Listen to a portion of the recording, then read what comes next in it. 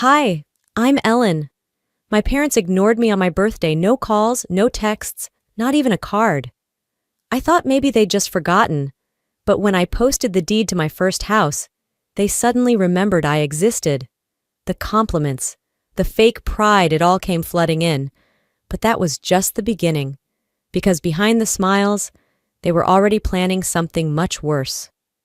How far would a family go when they think they're entitled to everything you built? The evening air was crisp as I pushed open the door to my apartment, the quietness wrapping around me like a heavy blanket. February 12th, my 33rd birthday, and all I had to show for it was a microwave meal and a bottle of cheap wine. I wasn't asking for a parade. A call, a message, a lousy voicemail would have been enough. I kicked off my heels and made my way into the tiny kitchen, setting the flimsy plastic bag on the counter. The hum of the refrigerator filled the silence while I plated my dinner. I glanced at my phone on the kitchen island, willing it to light up with anything. But no, just a string of notifications from colleagues and a distant friend from college, the kind that posts a happy birthday graphic once a year out of politeness. Nothing from them. I ate mechanically, each bite tasting more like regret than food. I kept refreshing my messages like some desperate teenager waiting for validation that wasn't coming. Every few minutes, I caught myself glancing at the clock. 8, 9, 10. By 10:30, it was impossible to deny the truth they weren't going to call. The memories came rushing back without warning. My 5th birthday, sitting cross-legged on the kitchen floor with a frosting-smeared grin because Dad had let me lick the spoon. My 10th birthday, when Mom bought a store-bought cake but still lit 10 candles with trembling hands, whispering wishes into the dark kitchen. My 16th, the keys to a battered old Honda pressed into my palm as Israel sulked in the background. They used to care. Or maybe I was just convenient to care about back then. I stared at the black screen of my phone as if it owed me an explanation. I kept asking myself, how did it get like this? When did growing up turn me into an afterthought? I wasn't some perfect daughter, sure. I didn't show up at every barbecue. I didn't pretend to be interested in Facebook drama or who won Friday night poker games. But I was steady. I was always there when it mattered. Apparently, that didn't matter anymore. The emptiness settled deep into my bones, heavy and stubborn. I wanted to cry, but the tears wouldn't come. Not because I was strong, but because it just wasn't surprising anymore. The slow erosion of care over years didn't shock me now. It exhausted me. Sometime close to midnight, I poured myself a second glass of wine and stood by the window, looking out over the quiet Charlotte streets. I thought about texting them some weak, pitiful message about how today had felt. But something inside me, something jagged and electric, whispered no. If my presence wasn't important enough to acknowledge, then my absence needed to be louder. I didn't have a plan yet. But tomorrow, I would make sure they noticed what they chose to ignore. Morning crept in like a slow tide, gray and muted. I hadn't really slept, just drifted between dreams that dissolved into the ceiling fan's dull hum. When the first light smeared itself across the skyline, I threw off the covers. There was no grand plan, just a brittle need clawing at my chest. I shuffled into the kitchen, poured myself a cup of coffee that tasted like burnt ambition, and sat at the table with my phone. No fresh messages, no late apologies. The silence was now a cement wall between us. Maybe it always had been. Without allowing myself time to overthink, I opened the photo gallery. A few months ago, I had snapped a picture of the deed to my house, neat official mine. I hadn't shared it then because celebrating felt like bragging. Now it felt like survival. I posted the photo. No captions, no flashy emojis. Just the cold, black and white proof of my existence. I hit share before the self-doubt could claw me back. The minutes passed with agonizing slowness. My coworkers reacted first heart emojis. Congrats, Ellen! You earned it! Little flashes of kindness I hadn't expected warmed the edges of my mood. Friends from college chimed in too, some I hadn't heard from in years. For a brief, foolish moment, I let myself believe today might be different. Then, about 2 hours later, the notifications started rolling in, ones I didn't expect, ones that made my stomach clench. Howard liked the post.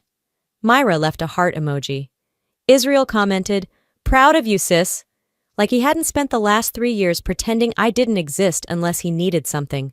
It was all so public, performative. I stared at their names on the screen, feeling the bitter taste of recognition settle under my tongue. Where were these hearts when I graduated law school without anyone in the audience? Where was the proud of you when I bought this house after years of overtime, after holidays spent alone because work was easier to stomach than awkward family dinners? Now, suddenly, I was worth noticing, worth clapping for. Now, when there was something tangible to take pride in by association. I put the phone face down on the table and pressed my palms against the cool surface, grounding myself. It would have been so easy to reply, to reach back out, to pretend the slate was clean just because they were throwing me a few cheap words like scraps to a dog. But deep down, the truth gnawed at me. Genuine love doesn't show up only when there's a camera flash or a crowd to impress. I wasn't going to make a scene. Not yet. I would just watch, observe, let them show me exactly who they were. The days that followed moved quietly. I went through the motions commuting, answering emails, sitting through meetings, but beneath it all, something restless stirred. I knew better than to trust the sudden flood of affection. Patterns don't change just because they put on a new mask. On the morning of February 14th, my phone buzzed before my alarm. I blinked at the screen. A message from Howard. "Morning, sweetheart. Thinking maybe we should catch up? Lunch on us?" A minute later, Myra's text arrived. "We miss you, Ellen. It's been too long. How about a nice family lunch?" Then Israel. "Yo, sis, let's hang. We need some quality fam time." It would have been funny if it weren't so transparent. Still, curiosity got the better of me. I agreed to meet them at a small diner just outside town neutral ground. The next afternoon, I got there early and took a booth by the window. A tired-looking waitress dropped off a menu and a glass of water. I tapped my fingers on the table, waiting. When they arrived, Howard, Myra, Israel, and Aileen trailing behind their smiles were too wide, too forced. We ordered and made awkward small talk about weather and traffic. Then came the compliments, laid on thick. "You're doing amazing, Ellen," Howard said, clapping my back with a little too much force. "Your house must be gorgeous," Myra added brightly, stirring her iced tea too fast. Aileen leaned closer, voice syrupy. "Big houses can feel lonely though, right? Especially when it's just you." She let the words hang there, baiting me. I smiled, even as the walls pressed in. Israel took a long sip of Coke and added, "Me and Aileen are kind of between places. Nothing big, you know how it is. Maybe we could crash at your place? Just for a little while." Howard jumped in like it was the most natural thing in the world. "Honestly, sweetheart, your mom and I were thinking, our old place is getting tough to maintain. My back's been killing me. Maybe we could move in for a bit too. Family bonding and all that." They smiled like they were offering me a gift, not a burden. I placed my fork down carefully, my hunger gone. Every instinct screamed to tear through their lies, to expose the truth they were trying so hard to dress up. But I didn't. Instead, I tucked a loose strand of hair behind my ear and smiled just as sweetly. "I'll think about it," I said, voice steady and calm. But inside, the decision was already made. The drive home after lunch blurred into brake lights and white lines. I gripped the steering wheel too tightly, replaying their words, dissecting every fake smile and loaded comment. By the time I pulled into my driveway, the decision was set, heavy and sure in my chest.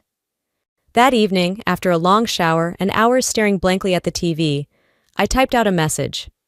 "I've thought about it," I wrote carefully.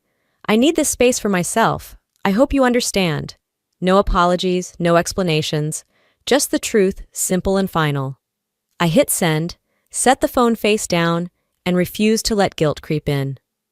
For a few blissful hours, the silence held. Then, like slow leaks in a sinking ship, the backlash started. First came the passive-aggressive Facebook posts. "Some people forget who loved them first," Myra wrote, pairing it with a blurry photo from a long-forgotten family barbecue. Minutes later, Howard added his own jab. "When money talks, family walks." Aileen didn't bother with subtlety. Some folks only remember blood when it's convenient. I stared at the screen, feeling the slow, familiar sting of old wounds reopening. I hadn't even replied, and already they were rewriting the story with me cast as the villain. By morning, my inbox buzzed with messages. "Hey, Ellen, everything okay? Your mom seemed pretty upset yesterday," a neighbor texted. Another from a distant family friend read, "Heard some stuff. Hope you're not letting success get to your head." Success. As if scraping together enough to buy a modest home after years of work was something to be ashamed of. Rumors spread like weeds, quick, messy, impossible to contain. I realized this wasn't just about me refusing them a place to stay. It was about control, about punishing me for stepping out of reach.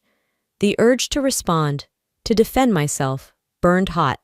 It would have been easy to post my side, to lay out the truth for everyone to see, but I didn't. Instead, I opened a blank note on my phone and typed, "Silence isn't surrender, it's strategy." They wanted a reaction. They wanted me tangled back in their narrative. But I wasn't that desperate girl anymore, begging to be understood. Let them talk. Let them reveal themselves. When the time came, I'd be ready. The tension that had been simmering finally found its moment to boil over. It started with a call from Israel late one afternoon while I was at my office, buried in paperwork.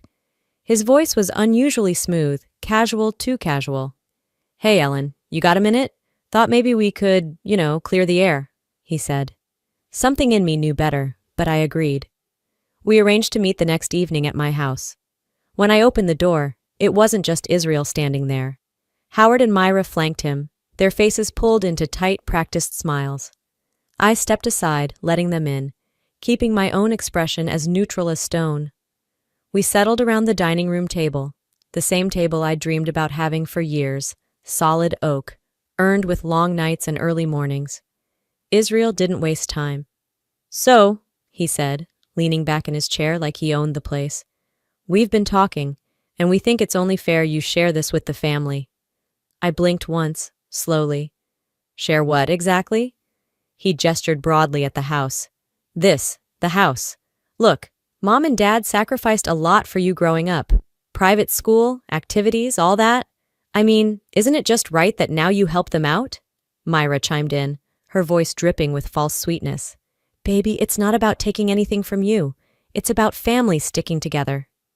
Howard nodded solemnly. "You wouldn't have gotten here without us." The nerve, the sheer audacity.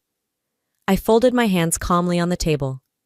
"I respect the sacrifices you made," I said, voice steady. "But sacrifices done out of love don't come with a bill. Love doesn't demand interest payments decades later." Israel scoffed.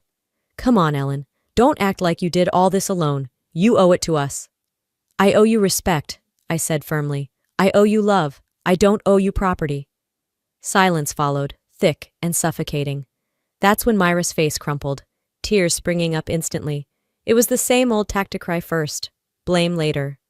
"I can't believe how selfish you've become," she sobbed. Howard's jaw tightened. "All that education turned you cold."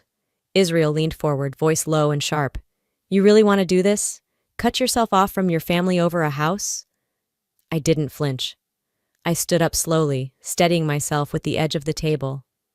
If this is what family looks like, maybe being alone isn't the worst thing. They stared at me, stunned, as if seeing me for the first time. I didn't waver. The house felt too still after they left, like the air itself was holding its breath. I kept myself busy, answering work emails, folding laundry, doing anything to push away the gnawing feeling that this wasn't over. 2 days later, it arrived, a thick envelope stuffed into my mailbox, no return address. My gut clenched the moment I saw it. Inside was a letter stamped with what looked like a law office's logo, though something about it felt off.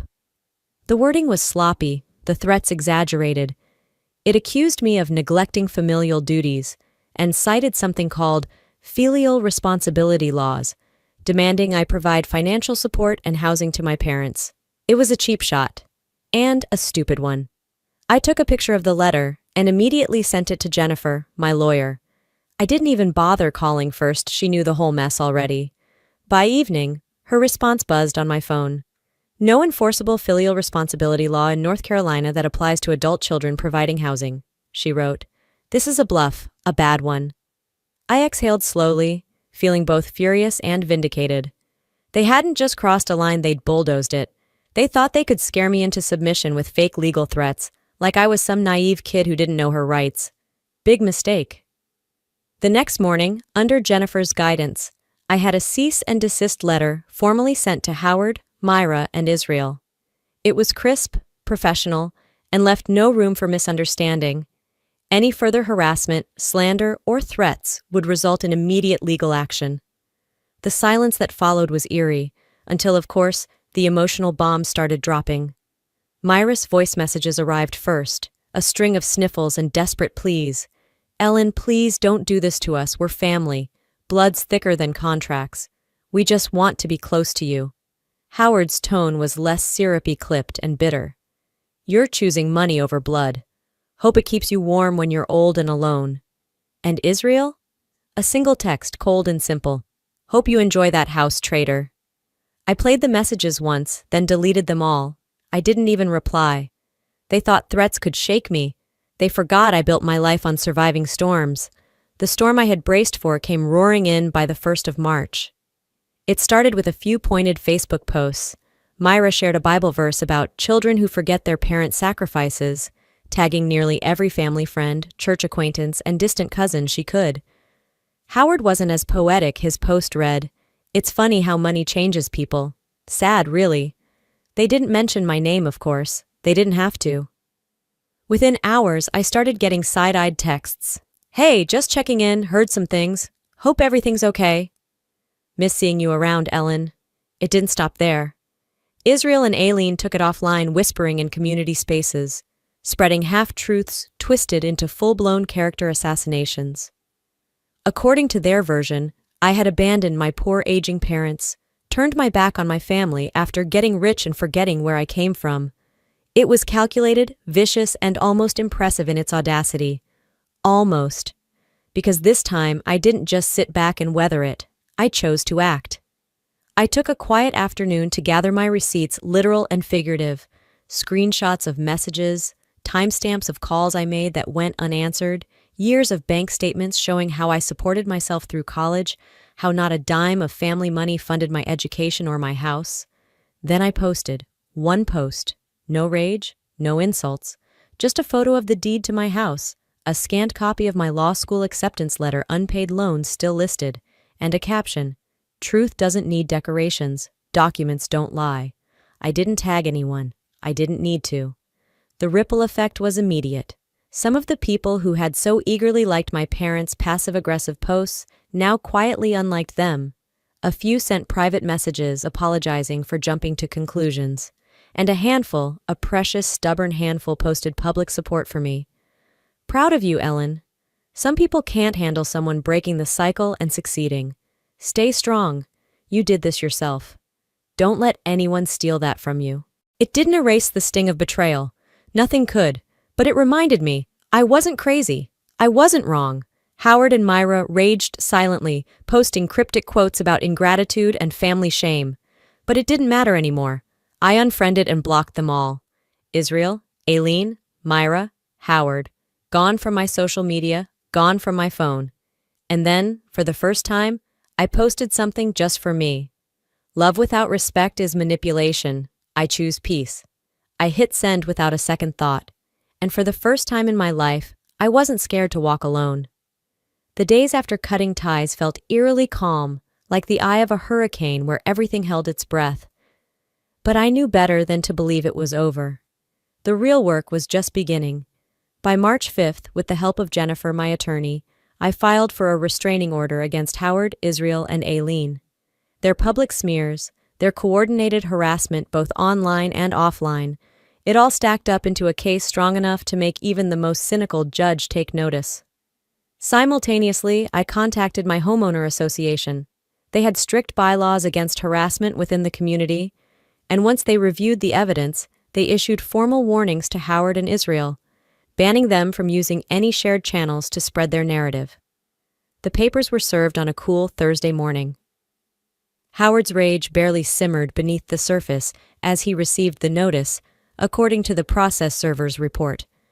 Israel reportedly tried to tear his copy in half right there on the sidewalk, But the real consequences unraveled slower and they cut deeper.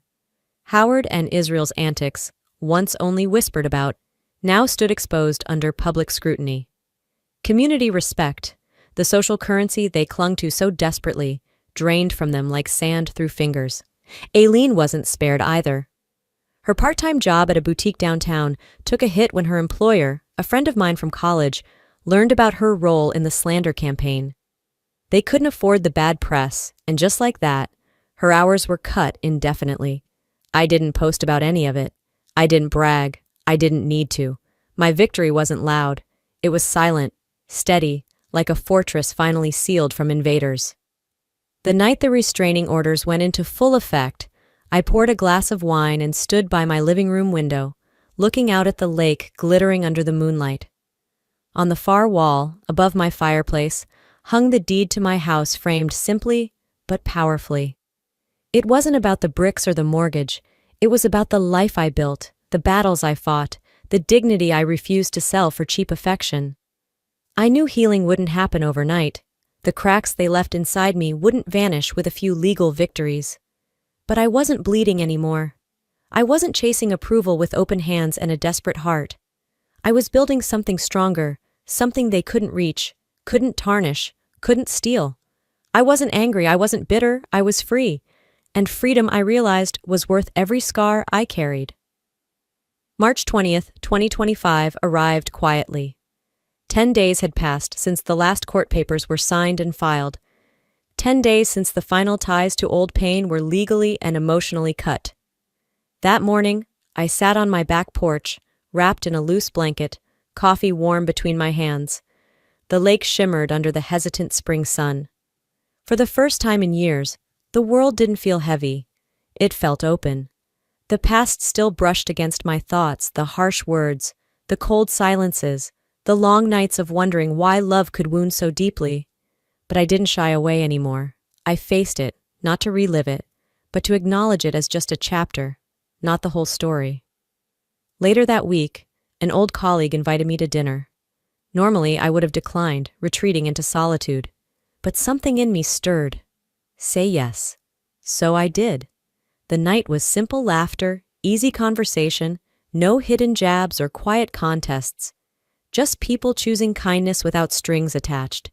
At one point, laughing over a story about a runaway grocery cart, I realized I was laughing fully, without caution, without wondering if I belonged. It hit me. Family isn't built on blood alone. It's built on choice, on mutual respect freely given. In the weeks that followed, I poured energy into something that mattered, starting a small scholarship fund for young women from underprivileged backgrounds, women fighting battles I once knew too well. It wasn't much at first, but it was real. It was forward. It was mine. Each step, signing papers, setting goals, made me feel lighter, more connected to the girl I once was, the one who dreamed of making a difference. On the evening of March 20th, I returned to my porch. The sky faded into bruised pinks and soft blues. The lake breathed calmly against the shore. I tucked the blanket tighter around me, feeling the chill of approaching night. My scars pulsed not with pain, but with memory. They would always be part of me. But they weren't chains anymore. They were proof that I survived, that I rebuilt, that I moved forward. Tracing the rim of my coffee mug, I whispered not a promise, but a simple truth. I carry scars, but I also carry strength and peace. I lifted my eyes to the last light clinging to the horizon. The past shaped me, but it doesn't define me. I write my own ending now. Before we close today, I just want to say this not as someone who has it all figured out, but as someone who's walked through the fire and come out stronger. Family isn't just about blood.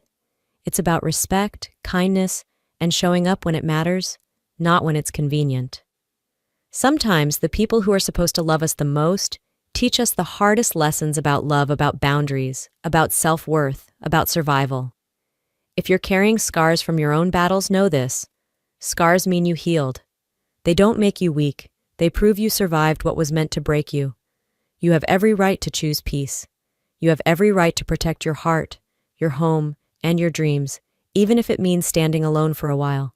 And trust me, standing alone in your truth will always be better than standing with people who only love the version of you they can control. What about you? Have you ever had to make a hard choice between keeping your peace and pleasing others? I'd love to hear your story in the comments below.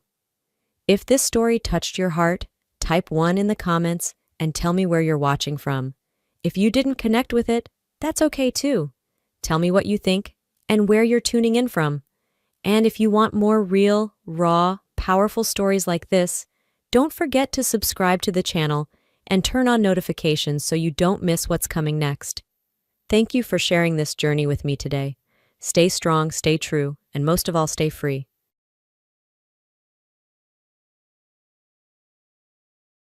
Don't you dare cook with those dirty hands, my son Jack said when he saw the grime on my hands from my factory job that wouldn't wash off. He called them dirty. So, I prepared meals wearing big plastic gloves, but they were so slippery that I accidentally cut my finger. I've always worked hard for my children, but Jack, my eldest son, was ashamed of me. My name is Emily. After getting divorced in my 30s, I used my hairdressing qualifications to juggle part-time jobs at a barber shop and a factory to raise my 2 sons. I'm 55 now. The divorce was due to my ex-husband's terrible drinking habits.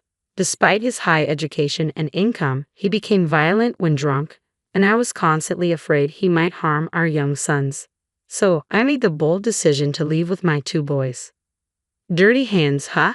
Could you at least take care of them? Jack, who is a bit of a germaphobe and loves cleanliness, said. He is good at studies and graduated from a well-known university. I wash them so much they get chapped, and I don't have time to take care of them, I replied. Jack glanced at me with contempt and left the room. Mom works hard with her hands at the barber shop and the factory. You deal with machine oil, said my younger son Sam. Sam doesn't like studying but learned programming on his own. Due to his weak health, he works as a home-based engineer. We've managed to live together in a small apartment, but now Jack has decided to become independent. He wanted to live alone right after graduating, but I could barely afford his tuition, let alone support his independence. Are you kidding me? Working from dawn till dusk, and this is all you've got? Are you secretly using the money you earn for yourself? Jack often said harshly to me, wearing fraying sweatshirts, worn-out jeans, and sneakers with worn-out heels. Maybe we just didn't get along. My alcoholic ex-husband was fond of Jack when he wasn't drinking, so maybe Jack resented me for pulling them apart. I've worried a lot about whether not being able to be there for him during his sensitive years as a single parent and always working affected him. In the end, Jack commuted from home for a while after graduating. When he found out I had managed to save some money, he said, "Having parents who don't know how to make money efficiently is a struggle." He then quickly took the money I offered and left without even telling me where he was moving to. Ever since Jack found out that his father, whom I had separated from, had a high education and high income, he criticized me for leaving him. Jack said that even if his father was a bit of a drunk, if I had stayed with him, I might have had better treatment because of his money. Despite being tough, seeing my firstborn become independent was both joyful and lonely. I shed some tears and went to sleep that day. Even after that, whenever he was short on money, Jack would come home and take the money I had earned and saved. Although my younger son Sam tried to stop him, Jack's physical strength always won, making it hard for me to save money for my old age. One day, I got a message from Jack saying he was getting married. He arranged a meeting with the family, telling me to make sure I didn't embarrass him and to dress properly. Despite his harsh words, I was happy for him, hoping that having someone important in his life might change him. I thought he would learn about love from his future wife, something I could teach him. I anxiously waited for the meeting's schedule, but also had to go to work. During my shift at the factory, my phone rang, and I answered, hoping it was Jack. It was. When I asked about the date for the meeting, he said, "No, her parents are business people and have a keen eye for people. They're different from our family, so you don't have to come." Then, without waiting for my reply, he hung up.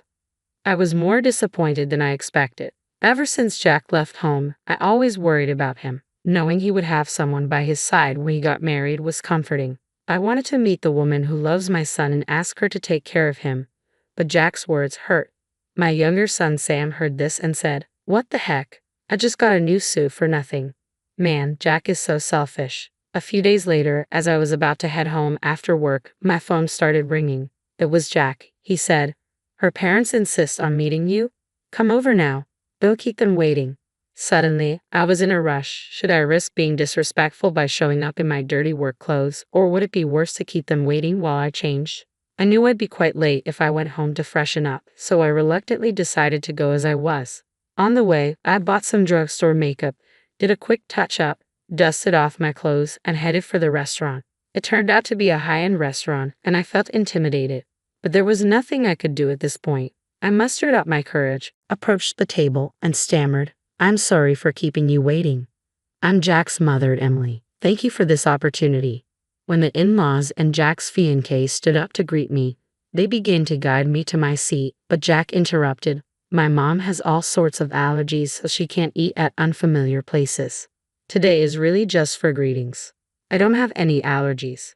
Playing along and bowing apologetically, I let Jack chase me out of the restaurant. He must have thought my attire was disgraceful. I wanted to talk more with his fiancé, but I had no choice but to return home disappointed. Sure enough, Jack called me the next day. "Why did you show up looking like that? That was embarrassing. Don't you know what a dress code is?" He scolded me harshly. Sam, who was listening to the conversation, snatched my phone and defended me, saying, "Mom was ready with a nice dress, and you're the one who told her she didn't need to come. Then you suddenly asked her to hurry over after work. What else was she supposed to do?"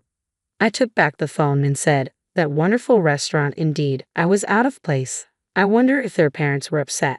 They asked about where you work, what allergies you have, all kinds of things. Thanks to you, I was highly suspected."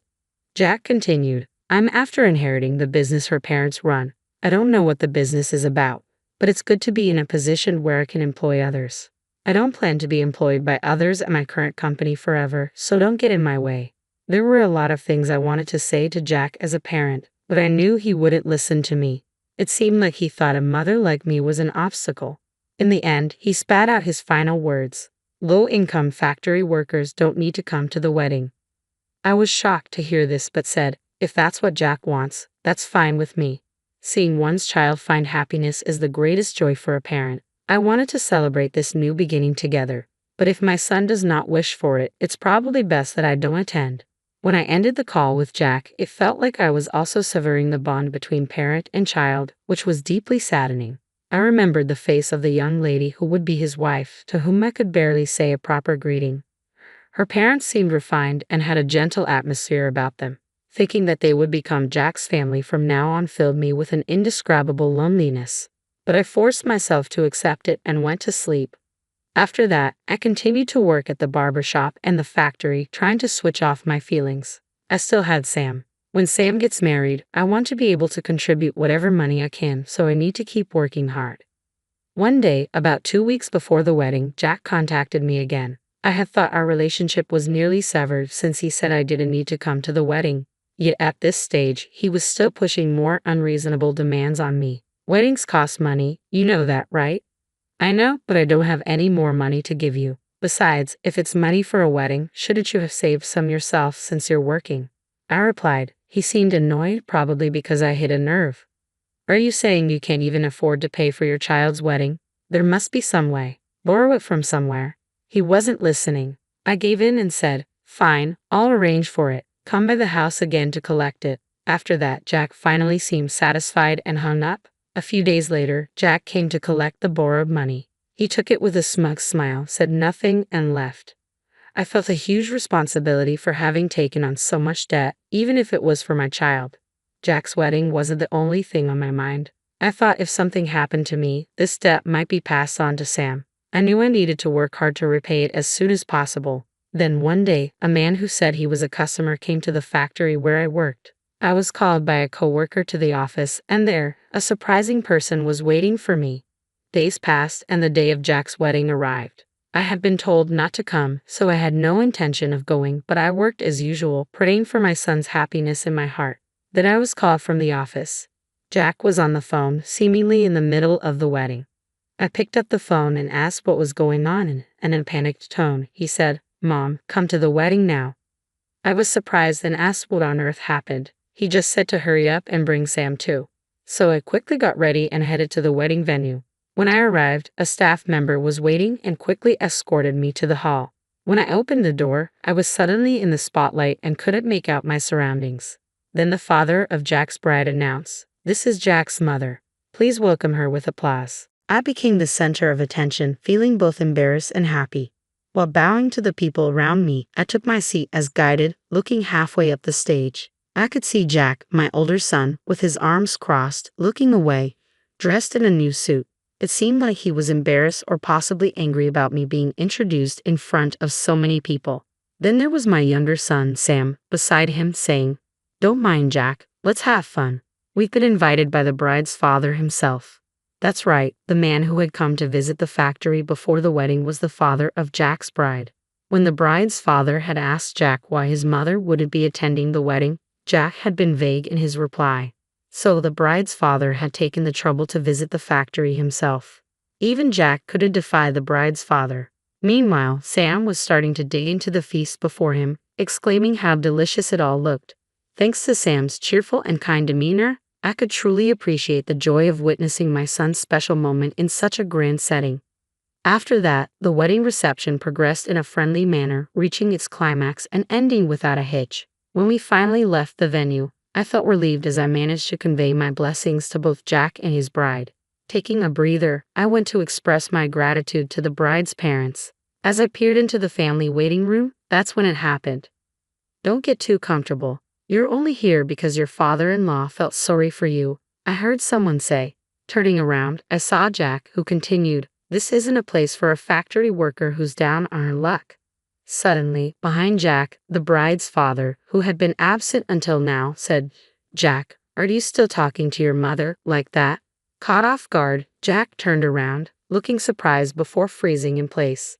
"Do you understand how much financial hardship you cause your mother? It's not just tuition fees but moving costs when you left home, wedding expenses, and even the money you've taken from your mother to supplement your irresponsible lifestyle." The bride's father addressed Jack. Jack couldn't respond to this. He just looked down, biting his lip.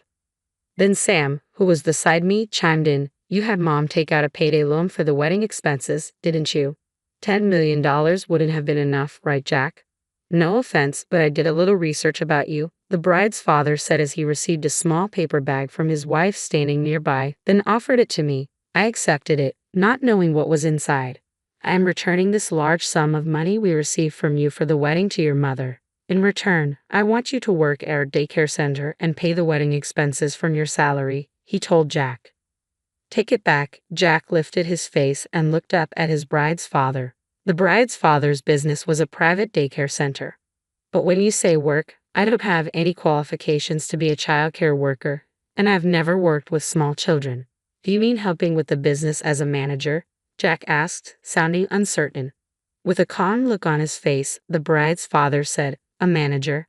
Absolutely not. The people who entrust their children to us are hard-working mothers who do it for their families." With a stern look, he continued, "A guy like you, who doesn't understand the struggles of a mother and only causes trouble, couldn't possibly manage a daycare center. So first of all," the bride's father paused, and Jack stared at him with utmost concern. "What you need to do is clean the dirty toilets that the children use and wash cloth diapers at our nursery," he said with a laugh. Unable to hide his shock, Jack's eyes widened, and he lowered his gaze, clenching his fists tightly. Seeing Jack in such a state at first took me aback, but then a memory jogged in my mind. "Could your father be? Is he Mr. Helen?" I questioned, an unexpected realization dawning upon me. The bride's father clapped his hands together, saying, "My dear, you finally caught on." It dawned upon me that the bride's father was the very same daycare teacher who looked after my kids back when I had just separated from my ex-husband. I also recognized his wife, who had been a daycare teacher alongside him during those times. "My dear, you've had a tough time. Just remember, we're on your side now," she assured me, reaching out to take my hand in a comforting grasp. After a while, Jack quit his job. He and his wife moved to work at the daycare center run by his father-in-law. The bride's parents made a promise that until they repaid me every cent Jack had taken from me, they would deduct a set amount from Jack's monthly salary. Jack needed to earn his childcare certification and gain a wealth of experience while working. "There's plenty of time before he'll need to take over my role," said Mr. Helen, the bride's father, smiling cheerfully. I looked at Jack, who wore a strange smile, and felt truly thankful to Jack's new family. I continued to work, encouraged and optimistic about the future.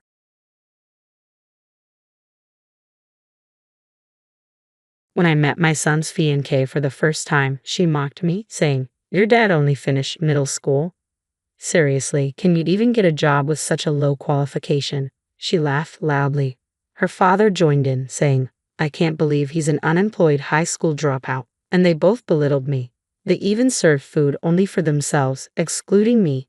The fiancée's mother, smiling, said, "I prepare meals only for my family." I had never felt so humiliated during a meet and greet between two families. Frustrated, I decided to get back at them, including my son, and said, "Say whatever you want," before storming out of the restaurant. My name is Stephen Walker. I'm 60 years old and have a 25-year-old son named Michael. Unfortunately, my relationship with Michael is strained, and he never visits me. I've often regretted how I raised him, which led to our current situation. I lost my beloved wife when Michael was still in elementary school. She had been frail since childhood and passed away at the age of 45. At my wife's funeral, I didn't care about the judgmental looks from relatives. I paused, crying like a little kid, while Michael was more composed and said, "Dad, it's sad, but let's say our goodbyes to Mom." My grief only lasted during the funeral. I was running the real estate business that I had inherited from my father. The day after my wife's funeral, I woke up to phone calls from clients. I had loyal clients to take care of and had to raise Michael on my own. I snapped out of my grief with those phone calls and headed to my office. I also took part in school events and PTA meetings, trying to fill the role my wife had played. However, I quickly realized I couldn't juggle work and school events perfectly. I decided to temporarily close my business and handed over my clients to another real estate agency to spend time with Michael. But when I went to his school, Michael glared at me and said, "Dad, I told you not to come." He even complained, "Don't tell anyone you're my dad." Without saying whose parent I was, I just wore a name tag that said Walker during PTA activities. I couldn't understand why my son started giving me the cold shoulder, but it didn't take long to figure it out. His classmates taunted him, saying, "Hey, isn't that your dad? What's he doing at school on a weekday? Does he have nothing better to do?" My mom said that after your mom passed away, your dad became jobless, right? Michael remained silent and looked down. I quickly rushed over and told them, "I'm just taking some time off work. It's like your summer or winter break." However, seizing this opportunity, my son was further ridiculed by his classmates. They mocked him, saying, "Your dad's just pretending to be on break. Your family's poor. I'll share my bread with you." Michael grew more resentful and angry with me, saying, "Darn you, Dad. Talking to me just made me look even worse." As his classmates made fun of him, all I could do was look the other way. I can't remember how many times I cried alone, feeling pathetic. When Michael entered middle school, he started hanging out with delinquents. He slept over at friends' houses and stayed out late at gas station parking lots.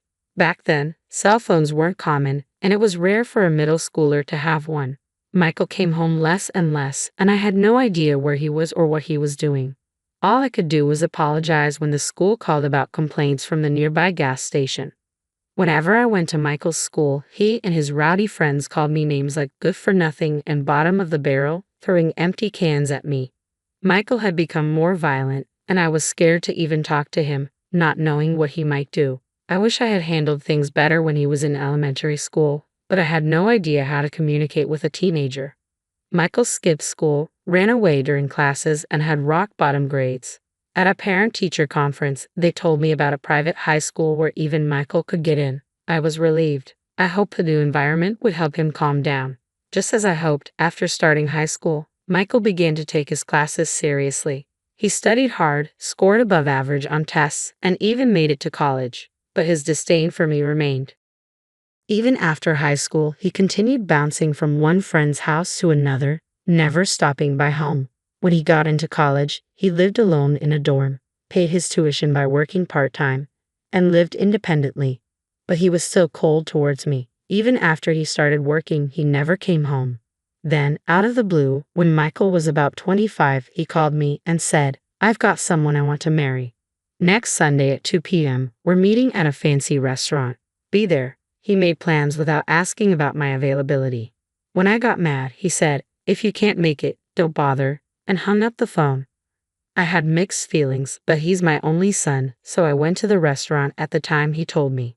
When I got there, his fee and K's family was already seated. They rudely asked, "Who are you?" I thought, "You call me out of the blue and then ask who I am." Even though I was fuming, they said, "No, we didn't call you, and we're as cold as my son." Michael stood there smirking, clearly up to something.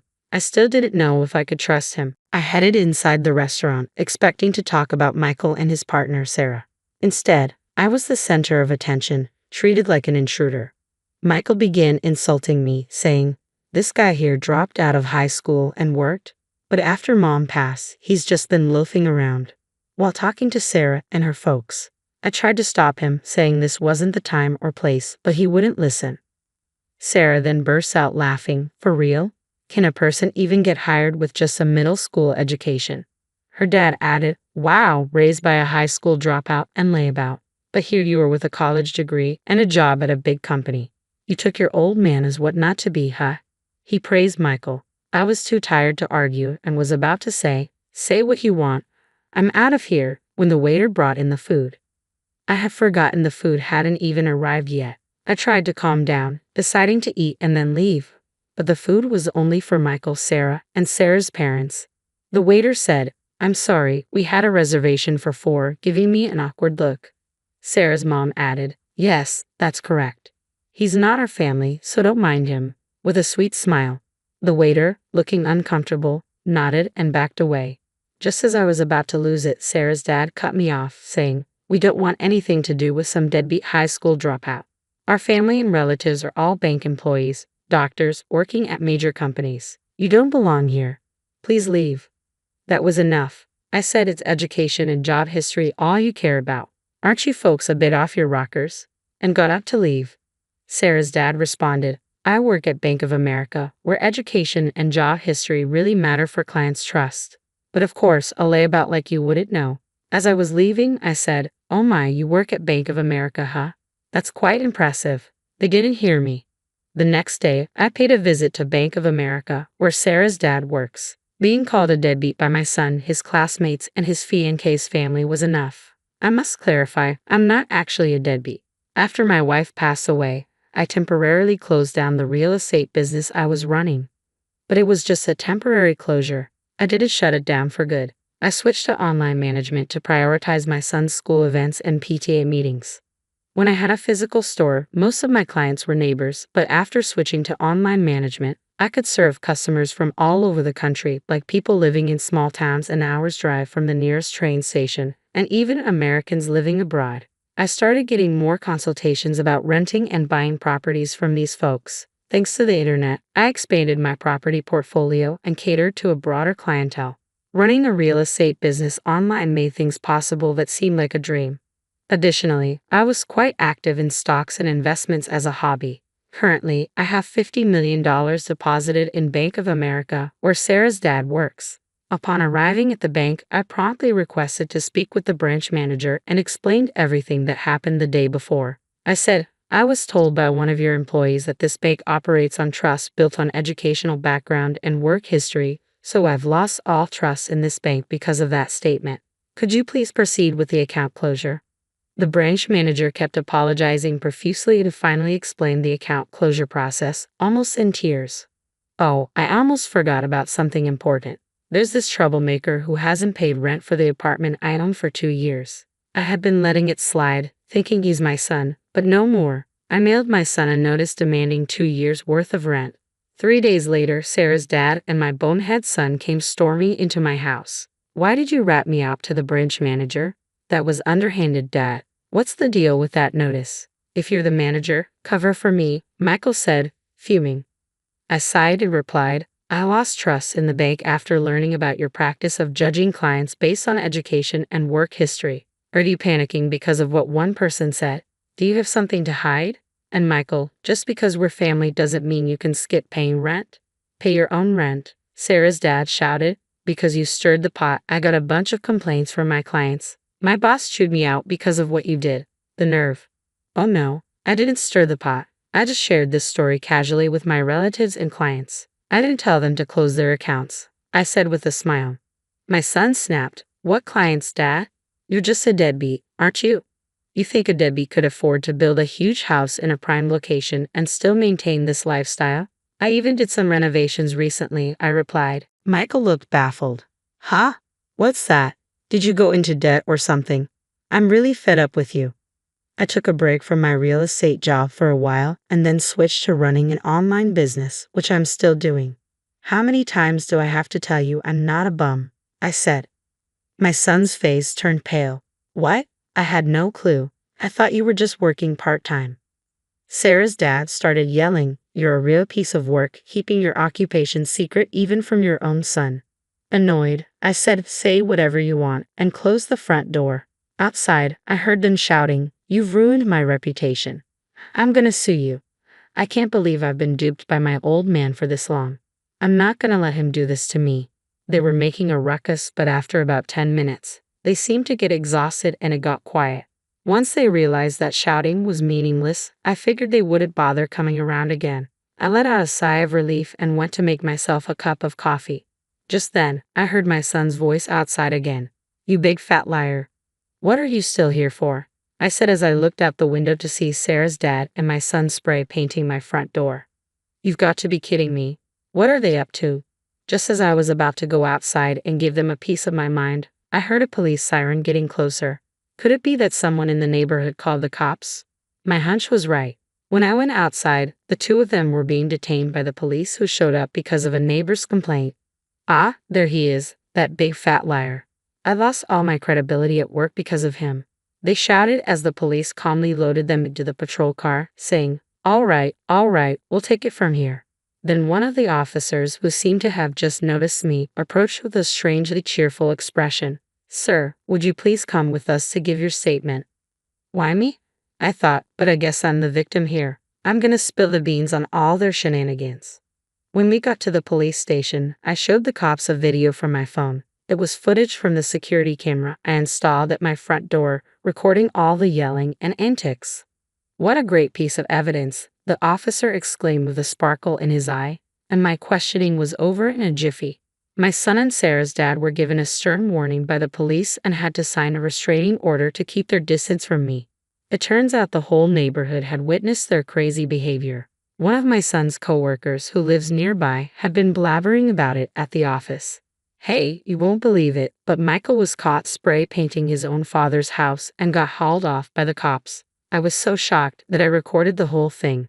My son became the talk of the town at his workplace and with clients, and his boss ended up demoting him.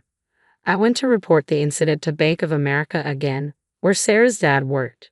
When I showed the manager the security camera footage on my phone, his face turned white as a sheet. I heard that Sarah's dad finally got fired. Naturally, she called off the engagement with Michael. Both Michael and Sarah's family fled to a rural area. Apparently, Sarah's parents even came to work part-time at the gas station run by my brother. They're no good, my brother said. Couldn't get the hang of stocking shelves no matter how many times I showed them. Had to give them the boot pronto. Word has it that the nearby gas stations and farmers did the same. According to my brother, it seems Sarah's parents can't land a steady job and are bouncing from one gig to another at gas stations and farms. Furthermore, I heard that Sarah showered her boyfriends, including my son, with high-end gifts like watches and was in debt because of that. The little money her parents make from their part-time jobs apparently goes straight into paying off their daughter's debts. It's a mystery how they're making ends meet. It's been 5 years since then, and my son is now 30. It seems like he's changed for the better after being treated with kindness from folks in the small town he moved to. He came to me a couple of times and apologized sincerely. I was naive and immature. I didn't even try to understand your job and just labeled you as a good-for-nothing. I can't apologize enough for how much I regret it. Seeing the change in my son's attitude, I decided to let him move in with me. Now he's working at a company near my place, and little by little, he's helping me out with my work too. But don't get me wrong, he's still wet behind the ears, and I don't trust him completely. I'm hesitant to hand over all my work to him, but I'm going to observe his behavior and attitude towards work and make decisions accordingly. If he proves he's really turned his life around, I might consider handing over the reins of my business. But if I told him that, he might get too excited and say, for real? I'll hand in my 2 weeks' notice tomorrow and do something impulsive. I'm living with my son, holding on to the hope that one day I'll feel confident enough to trust him with everything.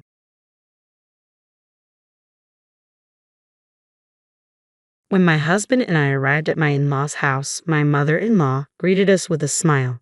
However, she only invited my husband inside. When I tried to enter, she glared at me and said, "You're not needed here," and slammed the door shut. I was shocked. I gently opened the door again, but she glared at me with fury. "I heard about it. Your parents are in debt, aren't they? We don't need a wife like that," she said, and slammed the door again. I stood there, stunned, with my bags in hand. Inside, I could hear my husband and mother-in-law laughing and having a good time. I realized I didn't need to put up with this kind of treatment, so I quickly left. My name is Nancy. I'm a 32-year-old doctor working at the hospital my parents founded. I met my husband, John, when he was admitted to our hospital after an injury. He's charming, friendly, and a great conversationalist. Even though he's 5 years younger, he seemed mature and dependable. We got married after a year of dating. He works as a vice president at his father's company. My mother-in-law also worked at the company. Both his parents were thrilled when we got married. Your parents run a big hospital, and now a doctor is becoming our son's wife. It's like a dream. We're so glad to have you, Nancy, my mother-in-law used to say. Every year during Christmas and other holidays, we would visit my in-laws' house. They always welcomed us warmly. I would bring delicious food and drinks as gifts, which they used for New Year's celebrations. My mother-in-law would lead the cooking, and even though I offered to help, she would decline, saying, "Nancy, you work hard as a doctor. Just relax. Your family. Don't feel like you have to do anything." My husband would agree. I always looked forward to these visits. But today was different. My mother-in-law looked at me as if I were an enemy, her gaze cold and piercing. This was the first time I had experienced such coldness from her. Dead at my parents' house. I had never heard of such a thing. I have a younger brother who is also a doctor, and we both work at our family's hospital.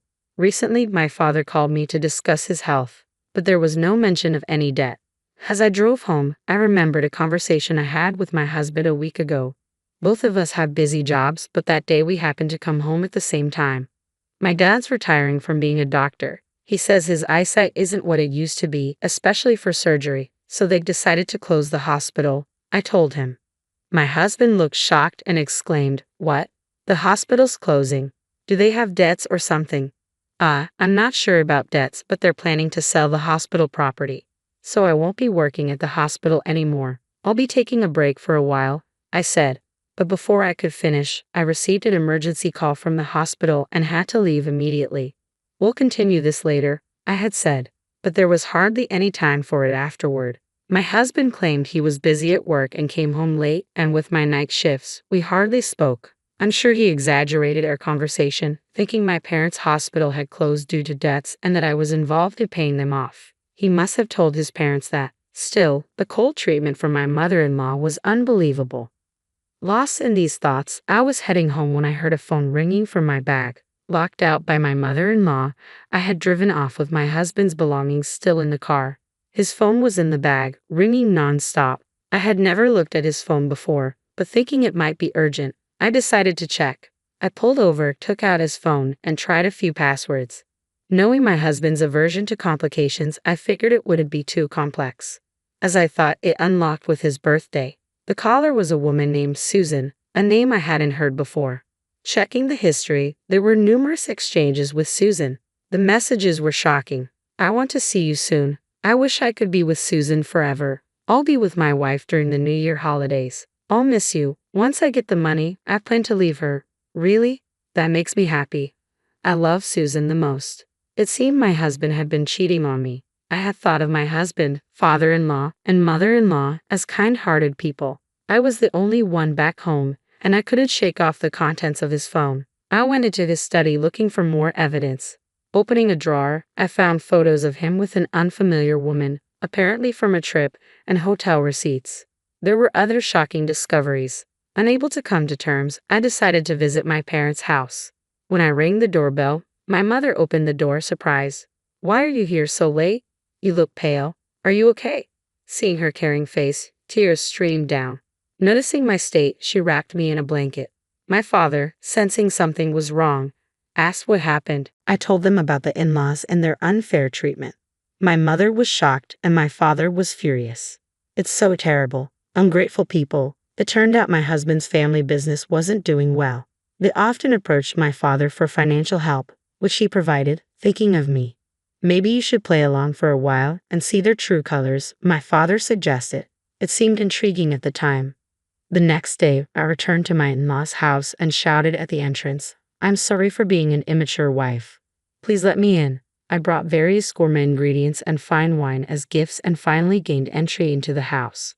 My mother-in-law, seeing the luxurious gifts, smiled greedily. Behind her, my father-in-law and husband gave me cold stares. "We only treated you well because we thought you were the daughter of a prestigious hospital. Now that we know your family's hospital is drowning in debt, you'll work hard as a wife," she said. "Understood," I replied. From then on, the harassment towards me was relentless. "Come on, start cooking," she ordered, kicking me towards the kitchen.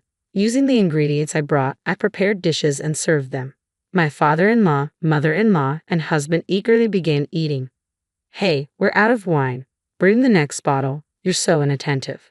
Is this all you cooked? You might be a smart doctor, but you're a terrible housewife," they complained, though they finished every dish. When they were done and I tried to eat, my mother-in-law slapped my hand, causing my fork to drop. "What are you doing sitting? You think you're eating with us? Housekeepers eat leftovers in the kitchen." "So, I'm a housekeeper now?" I asked. "How dare you talk back? With all your family's debt, John, do you feel the same way?" "I never liked your arrogant attitude, Nancy. I tolerated it because I thought your family was wealthy." "Listen to Mom. I'll keep you around as a housekeeper," he replied.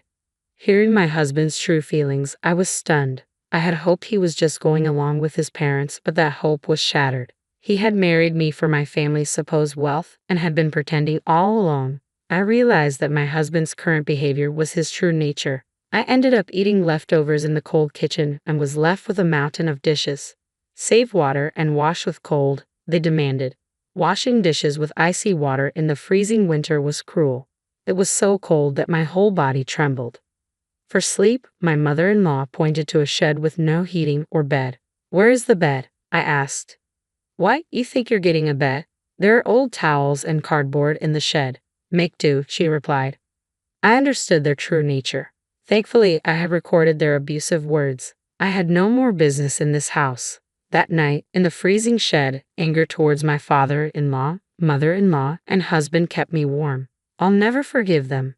Late at night, after they drunkenly passed out, I drove back to my parents' house. After a good night's sleep, as I was packing the next morning, the door burst open. My mother-in-law and husband stormed in. "You think you can just leave without making breakfast? What's the meaning of leaving your husband behind?" they demanded. Their contemptuous looks were terrifying. It seemed my father-in-law was at work, but my husband and mother-in-law had come to berate me further. "I am done with both of you," I said. "You dare talk back to your mother-in-law and husband? You're even worse than I thought. We can divorce if you want, but if you initiate it, you will pay compensation. Maybe you can sell the hospital's land. It should fetch a good price." "We'll take that," my husband sneered. "That's a good idea," I said sarcastically, but my husband just smirked, thinking he had the upper hand. Then he threw a paper at me. It was a pre-filled divorce application. "If you don't do as I say, I'll use this," he threatened. "Good, this clears things up for me. What, you thought I would beg you not to leave? You think a bankrupt hospital and drowning in debt have no choice but to cling to you, right?" I said. He was completely mistaken. While it's true my father retired and closed the current hospital, we plan to relocate to a new facility near the train station. My brother and I would work there with me as the director. Far from being in debt, we had more than enough assets. Upon hearing this, my husband and mother-in-law turned pale. "That's a lie, right? You deceived me." My husband stammered.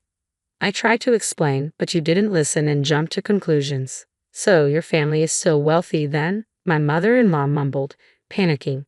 "Can we forget everything that happened yesterday and today? We have always been on good terms, right?" she pleaded.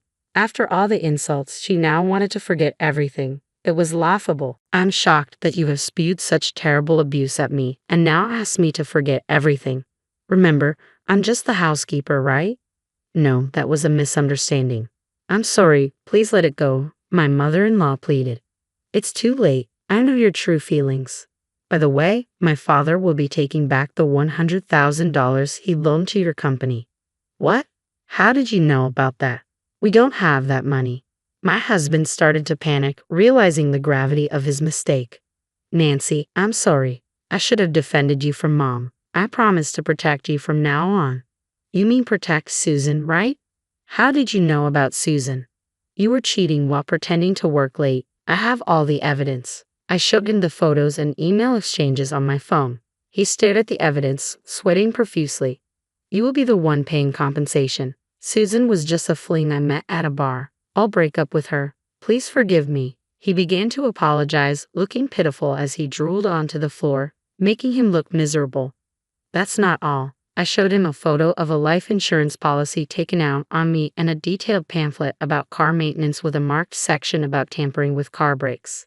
You not only wanted my family's money but also my life. I have consulted the police so you can't harm me anymore. My company's in trouble. I need the money. Please help me. Don't joke. We'll communicate through lawyers from now on. I never want to see your face again. As he lunged at me, my father and brother emerged from the back room, grabbing his arm and protecting me. My husband, pinned to the ground, cried while my mother-in-law stood there stunned. The house was purchased under my name. I'll be selling it, so please leave as soon as possible. My husband and mother-in-law, who always had an excuse not to leave, were sadly sent away by my brother. After that, I got a divorce. I received compensation from my husband and the woman he cheated with. He kept begging to get back together, but when I threatened to consult the police due to his persistence, he stopped coming around. Through a lawyer, I demanded repayment from my father-in-law's company, and the $100,000 my father had lent was safely returned. My father-in-law's business, already struggling, went bankrupt with a lot of debt. My father-in-law, mother-in-law, and husband now live in an old apartment, juggling multiple part-time and day jobs but can't seem to keep up with their debts. I work as a director of a newly built hospital with my brother's help. We are dedicated to helping those suffering from injuries and illness. It's fulfilling every day. I bought a comfortable apartment near the hospital and am enjoying living my own life.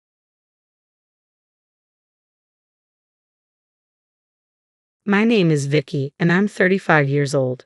I run an Italian restaurant that started as a small secondhand shop. After 10 years, it's now a popular place. We've moved to a bigger, better location, and I have about 20 staff members. My husband, Lee, is 38, and we've been married for 5 years. Lee was one of our regular customers when the restaurant was still small. At first, I thought he was just trying to get attention, but as he kept coming, we became friends. I had a boyfriend at the time, but we broke up because he cheated on me. Lee's cheerful personality helped me a lot during that tough time. Eventually, Lee and I started dating, and our relationship went smoothly. We introduced each other to our families, and getting married felt like the next natural step. Lee started helping out at the restaurant when we got engaged. After our wedding, he quit his job and joined the restaurant full-time. With his background in business and finance, he became like a manager, and I rely on him a lot.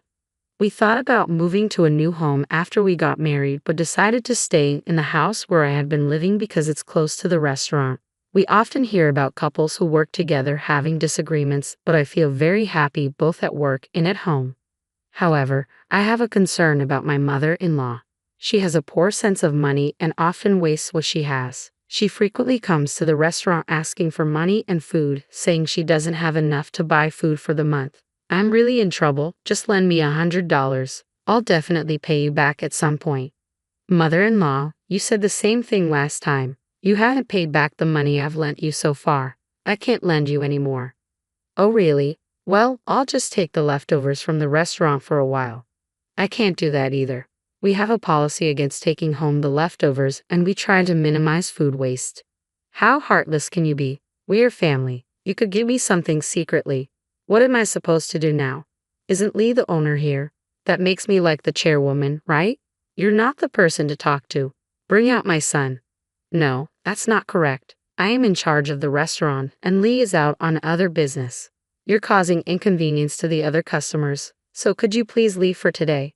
I will ask Lee to contact you later. My mother-in-law always behaves like this and doesn't listen to me. Although Lee is technically an employee under me, she thinks he owns the restaurant.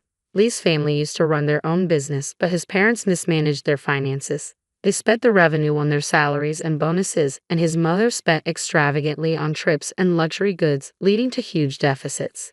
Lee went to university on a scholarship hoping to save the family business, but it was too late. Just before he graduated, the business went bankrupt and his parents declared personal bankruptcy. Lee had to handle the procedures afterward.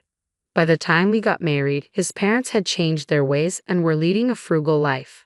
However, after his father's death, his mother received inheritance and insurance money and started spending recklessly again, leading to the current situation. Lee usually dealt with his mother, but as our restaurant prospered, he started spending less time there, leaving it to me and the staff. Sometimes, his mother would show up unexpectedly, like today when Lee wasn't at work, leaving me to deal with her. One day, I left the restaurant to check out a rival store across the street. While eating and observing the surroundings, I spotted Lee outside the store, arm in arm with an unknown woman. I quickly paid my bill, abandoned my meal, and rushed outside with my heart pounding. I discreetly followed them, thinking there must be some mistake, but then, to my dismay, I watched them enter a motel, laughing happily. The shock left me in a daze, but soon, anger began to well up. Instead of confronting Lee right away, I decided to gather evidence. I hired a private investigator who collected proper evidence that could be used in court if necessary. The investigation revealed that Lee had been frequently meeting this woman while neglecting work. Once I had the evidence, I confronted Lee. "Lee, are you hiding anything from me?" "What are you talking about?" "Of course not." I wanted to believe that, but can you explain this? I handed him the envelope containing evidence of his affair. Upon seeing the contents, Lee turned pale. "When did you get this?" "I had a private investigator look into it. I can't believe you've been fooling around instead of working. You're quite the paycheck thief. How are you planning to make up for this?" "Vicky, please calm down. Let's talk about this. It was just a fling, a moment of weakness. I only love you, Vicky, and I'll break up with her. Forgive me. The shop needs me, right? You know I can't stand people who cheat." Right. We promise each other never to cheat. There's no convincing me when someone breaks that promise. Following our conversation, Lee and I decided to get a divorce. Since I've been living in this house since before our marriage, Lee will need to move back to his parents' house or find a new one by the end of the month. But even though we decided to divorce, I can't fire Lee without cause. Even if Lee voluntarily resigned, someone would need to take over his duties, especially the financial aspects he was solely responsible for. Moreover, I had already planned to go on a business trip for negotiations the next day, so I had to leave the shop in Lee's hands. I couldn't have predicted the outrageous events that were about to unfold. The negotiation went smoothly without any major hitches. When I checked my phone, there was an SMS waiting for me. Assuming it was from an employee or someone else, I opened the message to find it was from my mother-in-law. "I heard from my son you're getting a divorce. I'll be moving in with my son, so you'll need to move out. I'll throw out your belongings, so keep that in mind. As compensation for all these years, hand over the restaurant. I'll take the car too." Stunned by the message, I immediately called my mother-in-law. However, I was greeted with an automatic response stating that my call couldn't be connected due to the customer's request. Blocking my call, even when I tried to call via WhatsApp, it would ring for a while before getting disconnected, showing no response. The messages weren't marked as read, so it seemed like she had blocked me on WhatsApp as well. I tried to reach out to the shop too, but couldn't get through as it was lunchtime and busy. Unable to bear staying where I was, I decided to rush back to the restaurant. Meanwhile, my mother-in-law, as she had declared she would do, had thrown away all of my belongings in the house, taken my luxury car for a joyride, and was heading towards the restaurant. When my mother-in-law arrived at the restaurant, she barged into the back office, ignoring the protests of the staff. "Ma'am, please go back to the customer area. This area is off limits to anyone not employed here." "What are you talking about? I'm the parent of the owner here, which basically makes me an owner too." Some of the employees who remembered her took action, gathering the male staff and calling the manager. One of the employees called me on my cell phone. "Vicky, it's an emergency. The manager's mom is claiming that she's the owner of this place and she's entered the back office." "She went there, huh? I'm on my way now. I'll be there soon, so just try to hold her back." At the store, my husband Lee, who had been called by the employees, was in a frenzy trying to handle my mother-in-law in the back. "Mom, You shouldn't have come here. Let's go out the back door and talk. What are you talking about, Lee? This is why your wife takes you for granted. Aren't you getting a divorce? I was asked to help with moving, so I threw away all of your wife's things. Let's live together from today. Now that the troublesome wife is gone, this restaurant is ours. The absurd statements from my mother-in-law caused a stir among the employees gathered in the back. What are you saying, Mom? It's me who's leaving, not Vicky. But Lee, you said you wanted to live with me. You're the owner of this place, and the house is yours too, right? The employees, realizing the situation, were furious. When I arrived back in a hurry, I found my mother-in-law and husband being confronted by the employees at the back office entrance. What have you done with our boss? This isn't your restaurant. Apologizing, I decided to explain the truth to my mother-in-law once again. Mother-in-law, as I've explained before, this restaurant was originally opened by my parents. My father passed away before I became an adult, and since then, my mother has been running the place. When I got engaged, she had a car accident and became wheelchair-bound due to the after effects, so she couldn't come here. My younger brother and his wife decided to take care of my mother, and I took over the restaurant with the long-standing staff members to protect it. Lee started helping with this place around that time. But Lee is the manager and you're the owner, right? So this restaurant should belong to my son. The word manager can refer to both a position above the owner as well as a position below. It depends on the company. You're lying. Lee was involved in managing the store's finances and operations. If he isn't in a higher managerial position, then what is he? He was managing the finances because I'm not good with money, and he's good at it because he graduated with a degree in economics. So I asked him to handle it. But he's not the owner of this restaurant. He's my subordinate. And I'm not the owner either. I'm just a hired manager. The ownership is still with my mother, and she holds the final decision on the business policy. Then I'll settle for just the house and the car. Give them to me. I heard from my son that you're paying the property tax, so there's no excuse.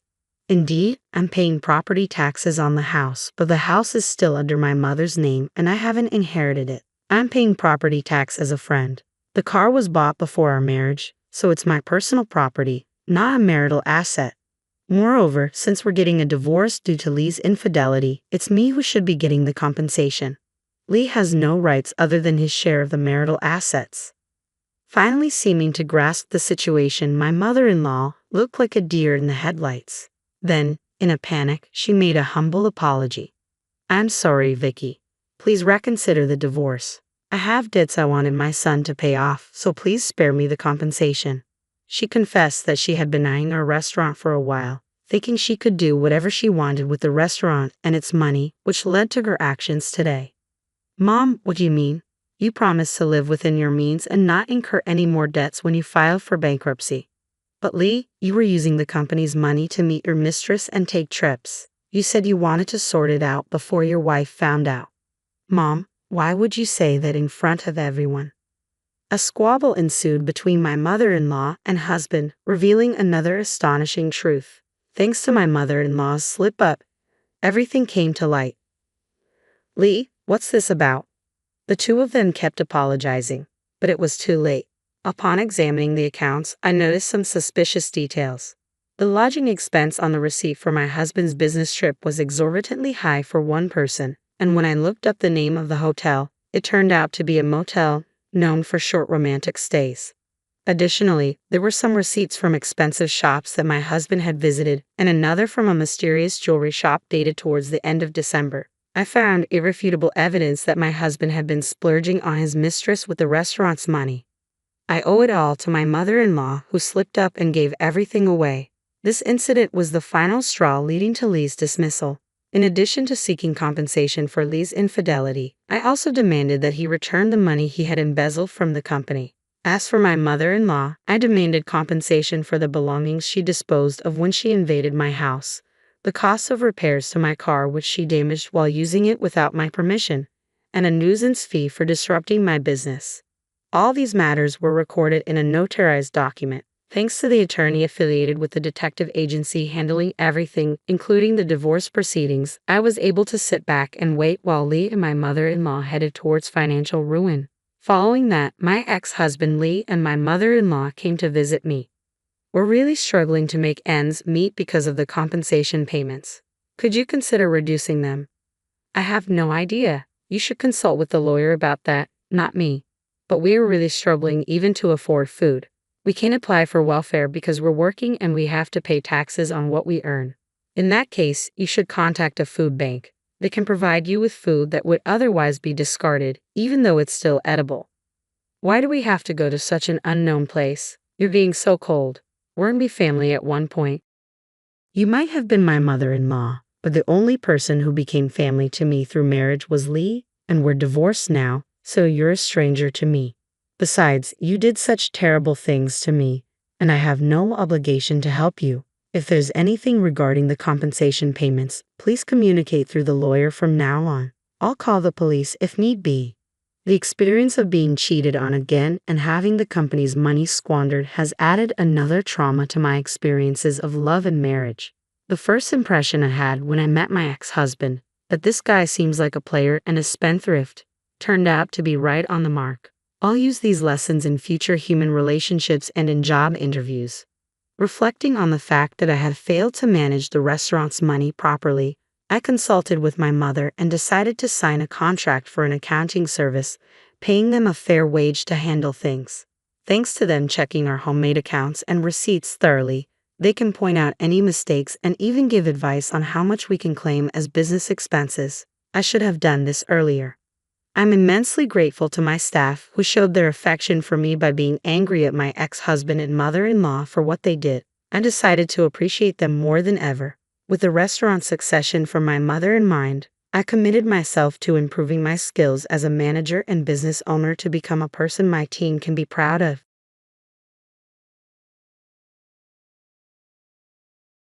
Mom collapsed. The sudden message from my daughter, Lily, hit me hard. I had divorced a year ago, and my 7-year-old Lily was living with my ex-wife, Susan. I received a call from Lily saying that Susan had gotten very thin and was now in the hospital. Lily, what's going on? I send $2,000 every month. Why is this happening? I asked. Daddy, please help Mom, Lily cried, hearing her heart break. I left work early and rushed to the hospital where Susan was admitted. I prayed for their safety as I took a taxi there. When I arrived, I found my crying daughter and my mother-in-law. Susan was lying in bed with her eyes closed, looking like she was asleep. How is Susan? I asked my mother-in-law. It's a mess. She's hospitalized for malnutrition. Pills are piling up, she replied. Malnutrition? She said she was on a diet and hardly ate. I told her many times to eat more. I can't believe she hadn't been eating properly until it came to this. Daddy, will Mom be okay? Lily asked. Yeah, she'll be fine. She'll rest in the hospital and we'll be back to normal soon, I reassured her. Really? Lily clung to me, shedding quiet tears, and a faint smile appeared on her face, maybe comforted by my presence. But I noticed something was off when I held her. Has Lily slimmed down too? I wondered. That's what kids are like during their growth spurts, my mother-in-law said. I deeply regretted not being aware of Susan's and Lily's well-being. I was the cause of our divorce. Back then, I was a busy salesman at a major corporation and hardly came home, leaving everything about the house and our daughter to Susan. I neglected my responsibilities as a husband and father, which made Susan so upset that she asked for a divorce. After that, Susan and Lily moved back to her parents' home, where her father and stepmother lived. They got married late in life, fearing loneliness in old age. Susan said she worried about being a burden by returning with her child, but her parents welcomed her warmly. Out of my own will, I sent them $2,000 every month, hoping they would live comfortably. Being too focused on work, I was the reason for our divorce, so I decided to do everything I could for them. After the divorce, our relationship wasn't bad. We often contacted each other, and I learned a lot about my daughter who had just started grade school. However, for the past 6 months, I had been so busy that I hadn't contacted my ex-wife. I wondered what had happened to Susan during this time. I was deep in thought as I looked at Susan lying on the bed, looking so thin. Isn't this a bit too much for a diet? I wonder why she wanted to lose weight so much. Well, who knows? Maybe she found someone she likes. She's still young after all, my mother-in-law said. James, you can go home. I'll take care of Susan, she added. I understand. I'll head home for today. It must be hard staying with her. How about you, Lily? Do you want to come to my place? Huh, really? I want to go with you, my daughter said happily, squeezing my hand. My mother-in-law quickly responded, I'll take care of Lily here. You're busy with work, James, and Lily needs to go to school. But Lily says she wants to go. I can drop her off and pick her up from school. You're busy and it's hard for you to take care of her. Plus, you don't even have custody, she reasoned, leaving me at a loss for words. I see. In that case, when Susan wakes up, could you ask her if she'll let me take care of Lily while she's hospitalized? Regardless of what you say, she's still my daughter, I said, apologizing to my disappointed daughter. I bowed to my mother-in-law and left. Looking back, I regretted not insisting on taking her home right then. Several days passed since Susan was hospitalized. One day after work, I returned home to find my daughter there. Lily, did you come here all by yourself? Daddy, she said, looking up at me anxiously. She was wearing the same worn-out t-shirt and dirty shoes as at the hospital, and her hair, seemingly tied by herself, was a mess. This was the discomfort I had felt at the hospital. Realizing it now made me feel like a failure of a father. I invited her in and offered her a cup of hot milk. Doesn't your mom buy you new clothes or shoes? No, it's not like that. Lily shook her head, struggling to explain. I've been working hard, sending money so you and Mom could live comfortably. Has it not been enough? Dad, that's not it. Lily looked on the brink of tears. I gently stroked her back, waiting for her to find her words. After a while, she took a deep breath and said, Grandma does mean things to me and Mom. She barely lets us eat. No way. Is that really true about Grandma? It's true. I'm okay because I get lunch at school, but Mom's always hungry. That's why she collapsed. And you know, Grandma goes out every night, and when she comes back in the morning, She always badmouths me and Mom. Since living with Grandma, Mom has been treated like a servant every day. Lily's words, shouted through her tears, hit me like a punch in the gut. Could my mother-in-law be the cause of Susan's malnutrition? If I had kept in contact, maybe this wouldn't have happened. Biting my lip in frustration, I felt a small, warm hand gently touch mine. Dad, don't cry, Lily said, her heart tightening as she bravely held back her own tears. With that, I decided to help my ex-wife and daughter. About a week later, I was contacted by the hospital about Susan's scheduled discharge.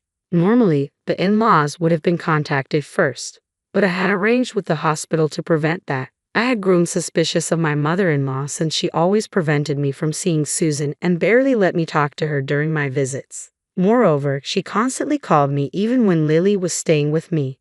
Hearing Lily's stories convinced me something was off with my mother-in-law, so I decided to take Susan directly to my house on her discharge day without letting my mother-in-law know. When Lily and I arrived at the hospital, Susan was there, thinner but with a much better complexion than when she was admitted. Thank you for coming to get me. I'm sorry for the trouble, Susan said, her voice making my heart beat faster. I was so glad she was alive. As I breathed a sigh of relief, Lily rushed to hug her mother. Mom, I'm so glad you're fine now. Lily, I'm sorry for worrying you, Susan said. Watching their emotional reunion, I felt a lump in my throat, but I knew we couldn't stick around for my mother-in-law to show up. I quickly ushered them into the car and headed home. Feels nostalgic, Susan said, relieved as we arrived at the house we had lived in together until a year ago. Watching for the right moment when she was calm, I broached the subject. Actually, Lily told me something, I said. When I asked Susan about what Lily had said, Susan's eyes widened and she awkwardly averted her gaze. What Lily said was true. After I divorced you and moved back home, my mother started treating me like a maid. Even when I started earning money from work, my mother took all of it. There were times she wouldn't let me eat because she said I didn't earn enough. Why didn't you talk to me about it? How could you say that? I couldn't ask for help because I was the one who initiated the divorce. We hadn't been in touch recently, so I thought you found a new partner. I didn't want to interfere with that. New partner? No way. Besides, didn't I transfer $2,000 to you every month? How did you fall sick if you're lying? I haven't received anything. I am sure the money was transferred just fine. It should be recorded in your bank book. My mother took both my bank book and debit card. She told me that you stopped sending money a long time ago and that you found a new woman and had abandoned me. I was stunned. If only I had kept in touch more diligently, this wouldn't have happened. But it's too late to regret it now. She also took my credit cards and used them without my permission. But couldn't you have run away? If I did that, they would turn on my father who was left at home. I can't leave my father alone, Susan choked up as she said this. My mother-in-law was a big spender. When Susan and I were still married, she would often come to us asking for money. But she was generally pleasant and kind, so I believed Susan and Lily would get along with her. However, the moment Susan moved back home after the divorce, my mother-in-law seemed to have turned into a completely different person. She didn't do any housework and went out every day, taking her frustration out on Susan and Lily when she ran out of money. My father-in-law is a quiet man who couldn't stand up to my mother-in-law, so he turned a blind eye to it. He didn't offer any help, and Susan just had to endure it. But I let Lily suffer. I'm a terrible mother, aren't I? That's not true. The one at fault is entirely my mother-in-law. I see, thank you, Susan said as tears quietly ran down her cheeks. A few days later, I waited for the day my mother-in-law was out and headed to my in-laws' house. When I arrived, my father-in-law bowed deeply to me. I'm truly sorry. I've done an awful thing to Susan and Lily. Sir, I've heard about what my mother-in-law has been doing to Susan and Lily. I came here to help them. Upon hearing my blunt declaration, my father-in-law gradually started speaking. I noticed what she's been up to, but I turned a blind eye. I became unable to speak because I grew scared seeing her change day by day. But I can't stand seeing my daughter and granddaughter get hurt anymore. From his trembling voice, his regret was palpable. He wished for the same thing I did, to protect both of them. Sir, could you lend me a hand? I asked him to keep an eye on my mother-in-law's behavior, where she went, what she did, how my $2,000 transfer was spent, and how Susan's credit card was used. Subsequently, I also began to investigate my mother-in-law. One day, I visited my in-law's house with my ex-wife. As soon as Susan went in, I could hear a loud voice berating her. I quickly followed. Pardon my intrusion, James, my mother-in-law said, ignoring my surprise. I turned to my ex-wife and asked, Are you all right? Susan trembled in fear. Rubbing her back, I turned my gaze towards my mother-in-law. She froze for a moment, then hastily said, Oh, welcome. What brings you here so unexpectedly? I just dropped off little Lily at school.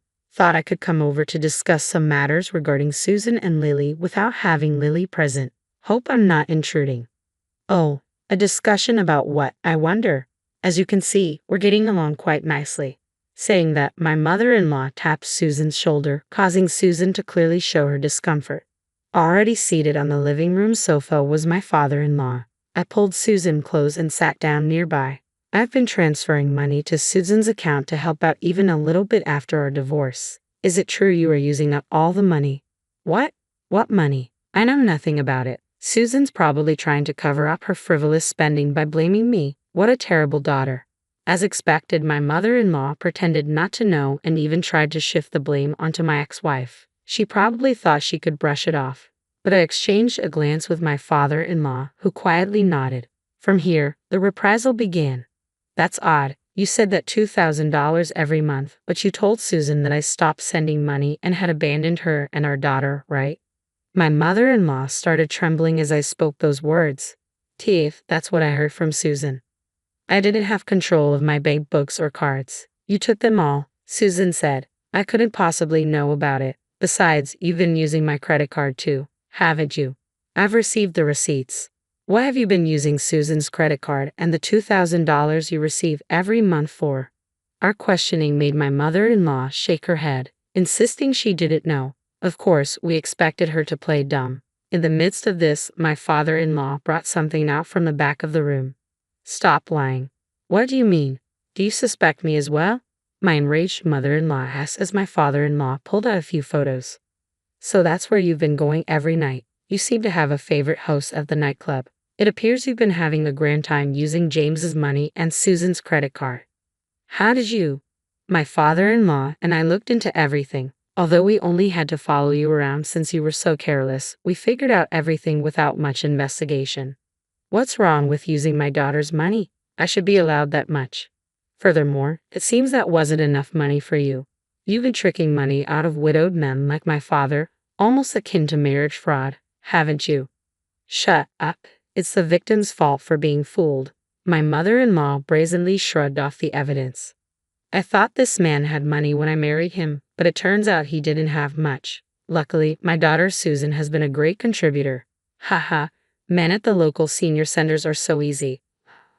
All it takes is a soft voice to have them smitten. Hearing this, my father-in-law's jaw dropped. Susan and I were at a loss for words. We're calling the police. No, anything but that. At the mention of the police, my mother-in-law turned pale, but I went ahead and called them. Why would you call the police? This isn't looking good for me.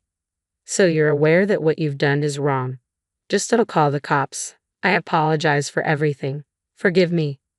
Judging from your attitude, it seems like you've done this before. Don't worry, we'll have the police conduct a thorough investigation. My mother-in-law, pale face and shaking, was taken away by the police officers who arrived shortly after. When it was all over, it felt like a weight had been lifted off our shoulders. I gave Susan a warm smile. With tears in her eyes, she gave me a gentle smile in return. Apparently, my mother-in-law was arrested on charges of marriage fraud, and several people are demanding she repay their money. Naturally, my father-in-law divorced her and sued her for the emotional distress inflicted on the family from her harassment. Susan also claimed $50,000 in damages for the misuse of her credit card. Of course, I'm also demanding she return all the money I transferred. My mother-in-law, who is now behind bars, doesn't seem to have an easy life waiting for her when she's out. As for me afterwards, I said to Susan, please marry me again. This time, I'll protect you and our daughter. I won't make you cry anymore. We had once led a misguided marriage life, but this incident made me realize the importance of my ex-wife. Hearing my words, Susan cried, thanked me, and held my hand tightly. Now our family is starting a new life. This time, I will protect this happiness thoroughly.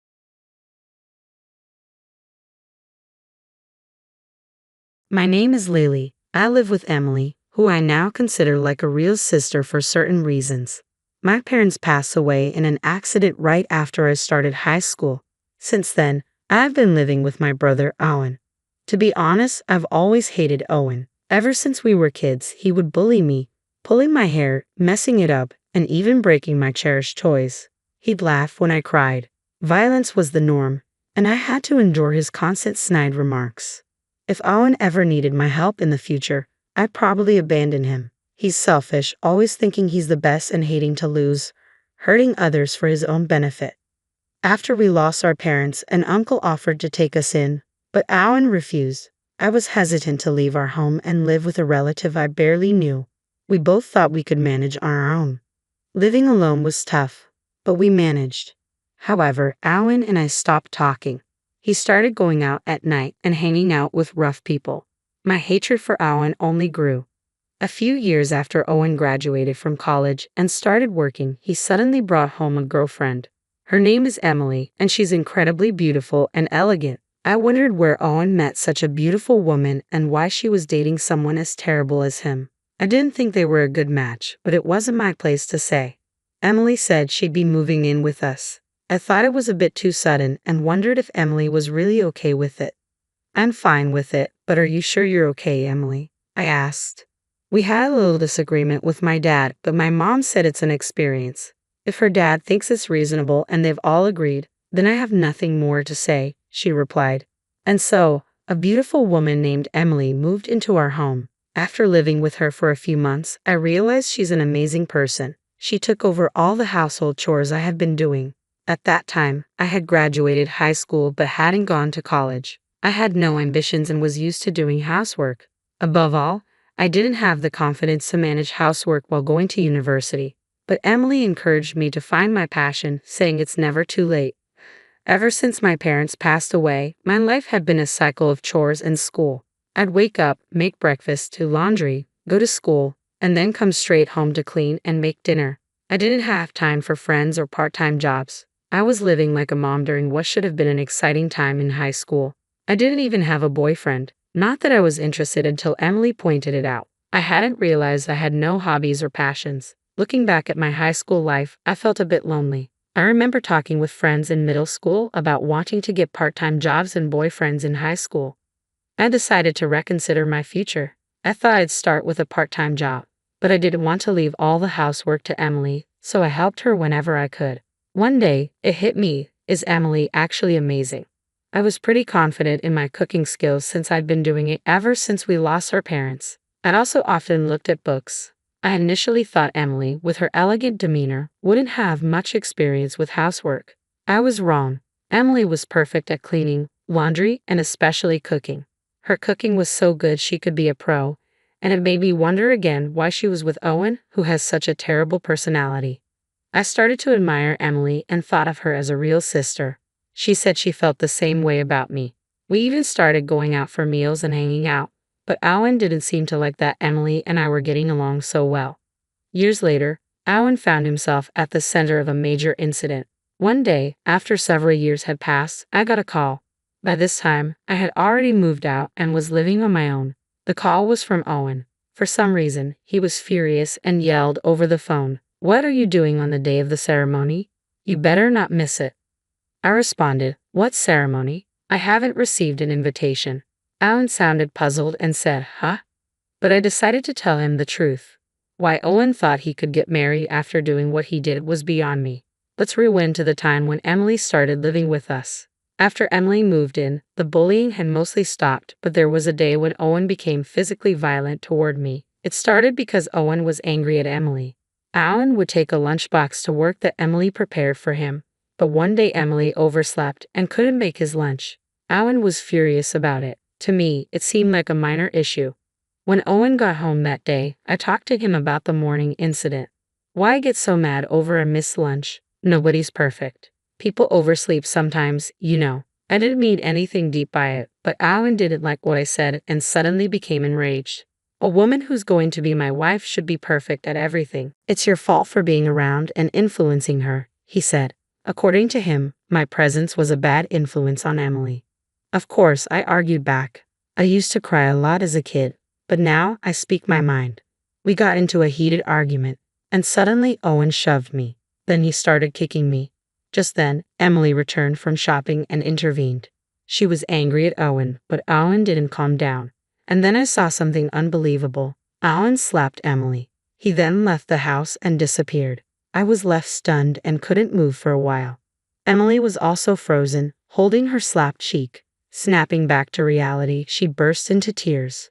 I approached Emily and asked, "Emily, are you okay?" She replied, "I'm fine," but tears were spilling from her eyes. She said sorry and retreated to her room. From that day on, Owen became increasingly aggressive toward Emily. One day, I decided to talk to her. I was worried because she was losing her usual brightness. Thinking a change of scenery might help, I took her outside, and she ended up confiding in me. She was unsure whether to go through with marrying Owen. I immediately said she should break it off and that there was someone better out there for her. Emily seemed a bit surprised, but talking to me seemed to lift her spirits a bit. On the way home, I said to Emily, "I'll always be on your side, Emily." Emily cracked a small, somewhat sad smile. One day, I overheard Emily arguing with Owen, which was unusual for her. Curious, I asked what was going on. It turns out Owen had gone ahead and set a wedding date without consulting her. No wonder Emily was upset, but what shocked me even more was this. Don't set a wedding date without even having a family meeting first. Apparently, Owen hadn't even met with Emily's parents yet. This was just beyond rude, and I was shocked he hadn't even taken the basic step. I immediately suggested that we go meet Emily's parents. Owen told me to mind my own business, but this was no time for that. Emily quickly explained the situation to her parents, and they both went to visit them. Her face looked both exhausted and tired, which worried me.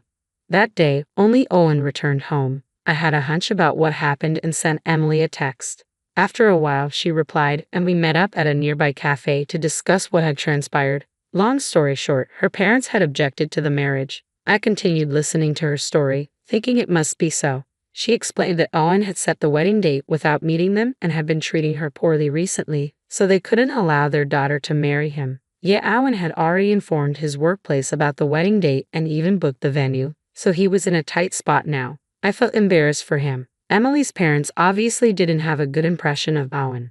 For the time being, Emily decided to stay at her parents' home to think things over. She said she wanted to think alone for a while. Owen objected, of course, but he was persuaded by her parents and returned home alone. I asked Emily if I could meet her parents. She was puzzled but agreed since I insisted. Later, I met with Emily's parents and apologized for Owen's rudeness. They were quite surprised, not just by the apology, but that someone as considerate as me could be related to Owen. I then shared everything about Owen, about Emily, and about how Owen had been treating her. I asked Emily again, "Do you still want to marry Owen?" Emily responded, "I'm not sure." I suggested she should have a serious talk with Owen. She agreed, but when she tried to contact Owen to talk, he wasn't interested in discussing anything. Worse, he was still moving forward with the wedding plans. He even sent Emily a list asking her to prepare the invitations. At this point, Emily had had enough and finally decided to break up with Owen. She tried multiple times to discuss the matter with Owen, but it seemed like they could never have a real conversation. Every time she reached out, Owen would dominate the conversation and end it abruptly. She even texted him about breaking up, but Owen dismissed it, saying, "Enough with the jokes. Just prepare for the wedding." And so, the day Owen unilaterally decided would be their wedding day arrived, and Emily contacted me in a fury. I couldn't help but marvel at how well Owen had planned the wedding without considering Emily's feelings. I gave him a piece of my mind. "You never took your conversations with Emily seriously, and honestly, I can't fathom why you think you can get married. No one's coming to this wedding. Plus, you quit your job without telling anyone. You've lost all credibility." With that, I hung up the phone. That's right. Owen had quit his job without telling anyone. Emily found out about this during an incident when Owen contacted her. Emily and I were together at the time, expecting his call because I thought I would definitely get a call. "What's going on? Why aren't you coming? Why isn't anyone coming?" Emily finally told Owen everything. "I've told you multiple times that I want to break up. You never listened. You even went ahead and planned a wedding, so I thought you might as well go ahead with it." Emily explained that she hadn't sent out invitations because she didn't want to get married, but he had told people at work about the date, so she contacted them to cancel the wedding to avoid causing them any inconvenience. That's when she first heard that Owen had quit his job. She intended to talk to Owen again, but given his usual attitude, she decided to let it go, saying goodbye and hanging up. After hanging up, Emily looked relieved and refreshed. She apologized to me, but I was more than satisfied with the outcome.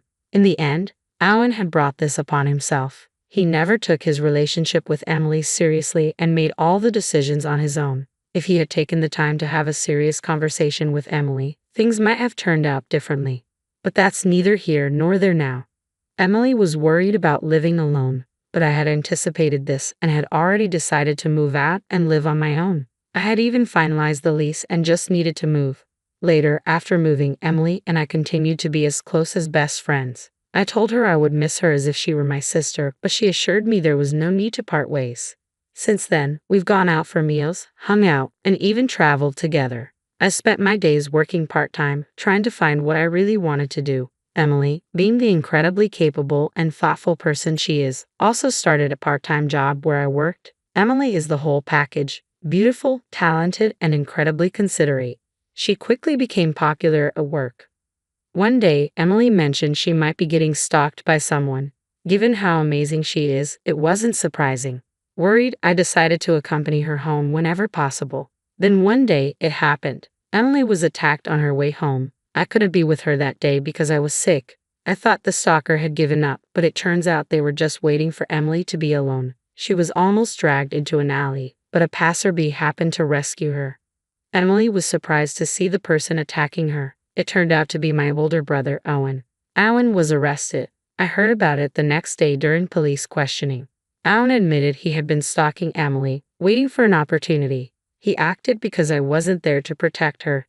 Hearing this broke my heart. As much as I despise Owen, I never thought someone from our own family would commit a crime. Emily was shocked, of course, but I was even more devastated.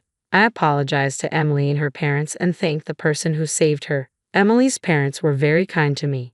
"If you don't mind, would you like to live with me?" Emily's mother offered, but I decided to move out for now and return to my parents' house. It was empty now that Owen was arrested, but I couldn't bear to leave a house filled with memories of my parents and childhood. Emily suggested we could live there together. After some thought, I accepted her offer. So here we are, living together in my old home. Today, we're visiting my parents' graves. Emily came with me. In front of my parents' tombstones, I silently apologized for Owen's crime and my failure to stop him, all because I couldn't stand him.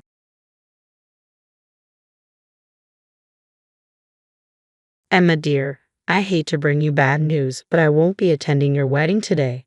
Honestly, it's a waste to even give a card to a wedding like yours. I bet it won't even be a grand ceremony. My brother's wife ridiculed me over the phone, and all I could muster was a weak, aha. She probably expected me to beg her to come, given her nasty character, but I had no intention of doing that. My name is Emma. I've been dating my fiancé, Noah, for 5 years, and we've decided to get married. We both live alone, but our homes are close, so we've been semi-living together for quite some time.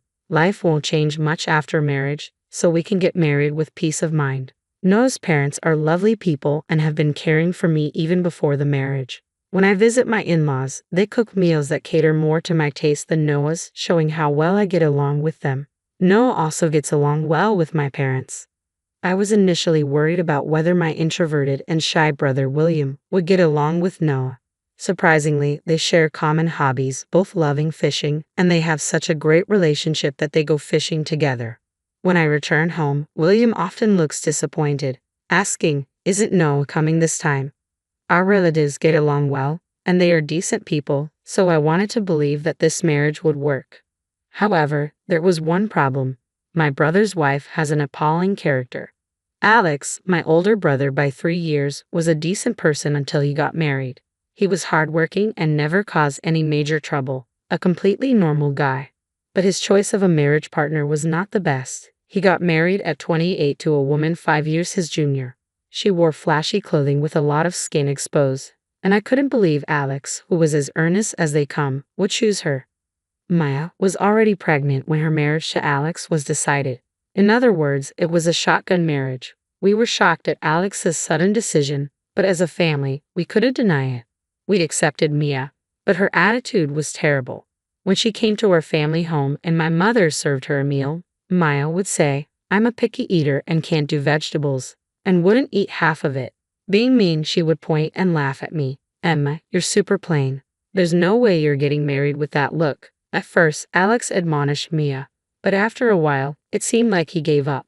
After their child was born, Maya didn't seem to care much about childcare, and Alex was almost single-handedly raising the child during his parental leave.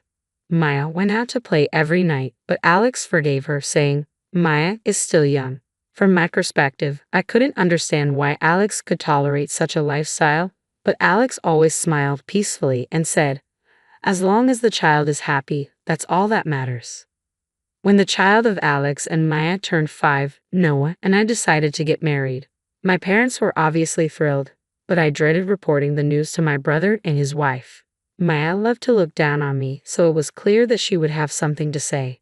Steeling myself, I called Alex, who genuinely congratulated me on my marriage. After hanging up the phone, Alex must have reported my marriage to Mia immediately. I received a mocking text from Mia. "It's good that you're not getting dumped after dating for such a long time. You're already 30, an old maid, so you'd be seriously in trouble if you didn't get married now. You're lucky to find a buyer before your sell-by date." Mia's message left me more baffled than angry, but having told her, I let it go. I'd informed Alex about the wedding, and since Mia wasn't ranting about it, I figured she respected our decision. When I told Noah that we communicated our wedding plans to his brother and sister-in-law, relief spread over his face. Noah had met the couple before, and his first experience was Mia saying, "Wow, you're so out of touch. Who dresses like that these days? But I guess you match Emma in your blandness." Maya just loved to assert her superiority. She had criticized Noah's completely normal attire.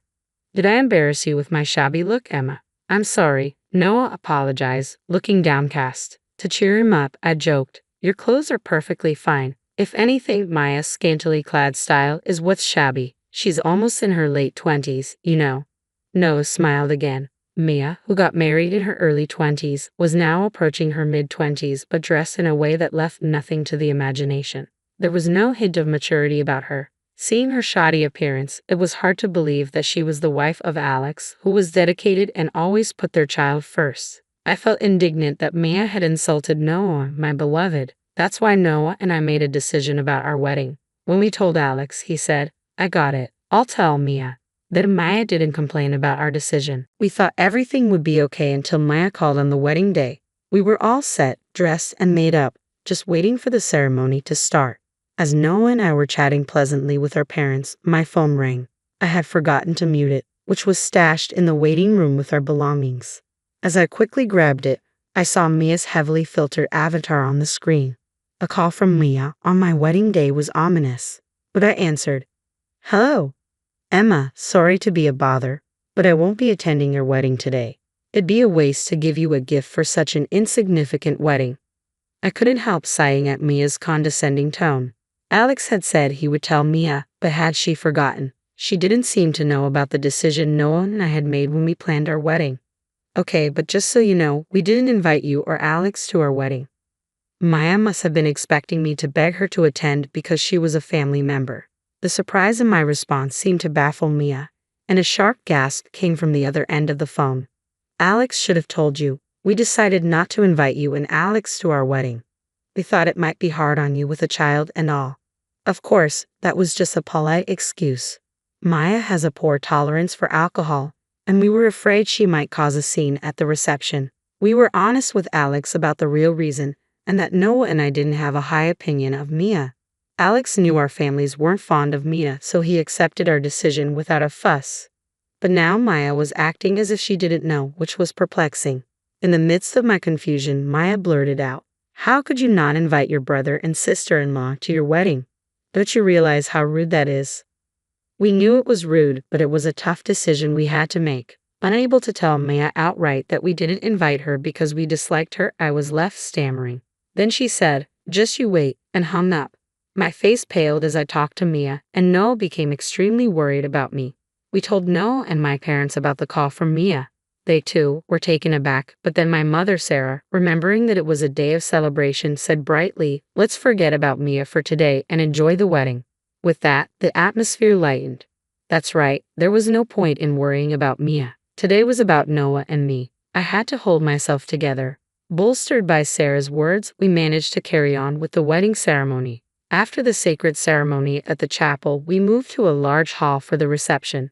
As we made our entrance to the reception hall to the tune we'd chosen beforehand, our friends complimented us on our appearance. It felt great. The introduction of the bride and groom, the cake cutting, everything was going smoothly until it was time for me to read a letter to our parents. Then the doors of the reception hall swung open. Everyone's eyes were on Mia. She was wearing a flamboyant dress, her hair done up, but Alex, looking pale behind her, was inexplicably dressed in a t-shirt and jeans.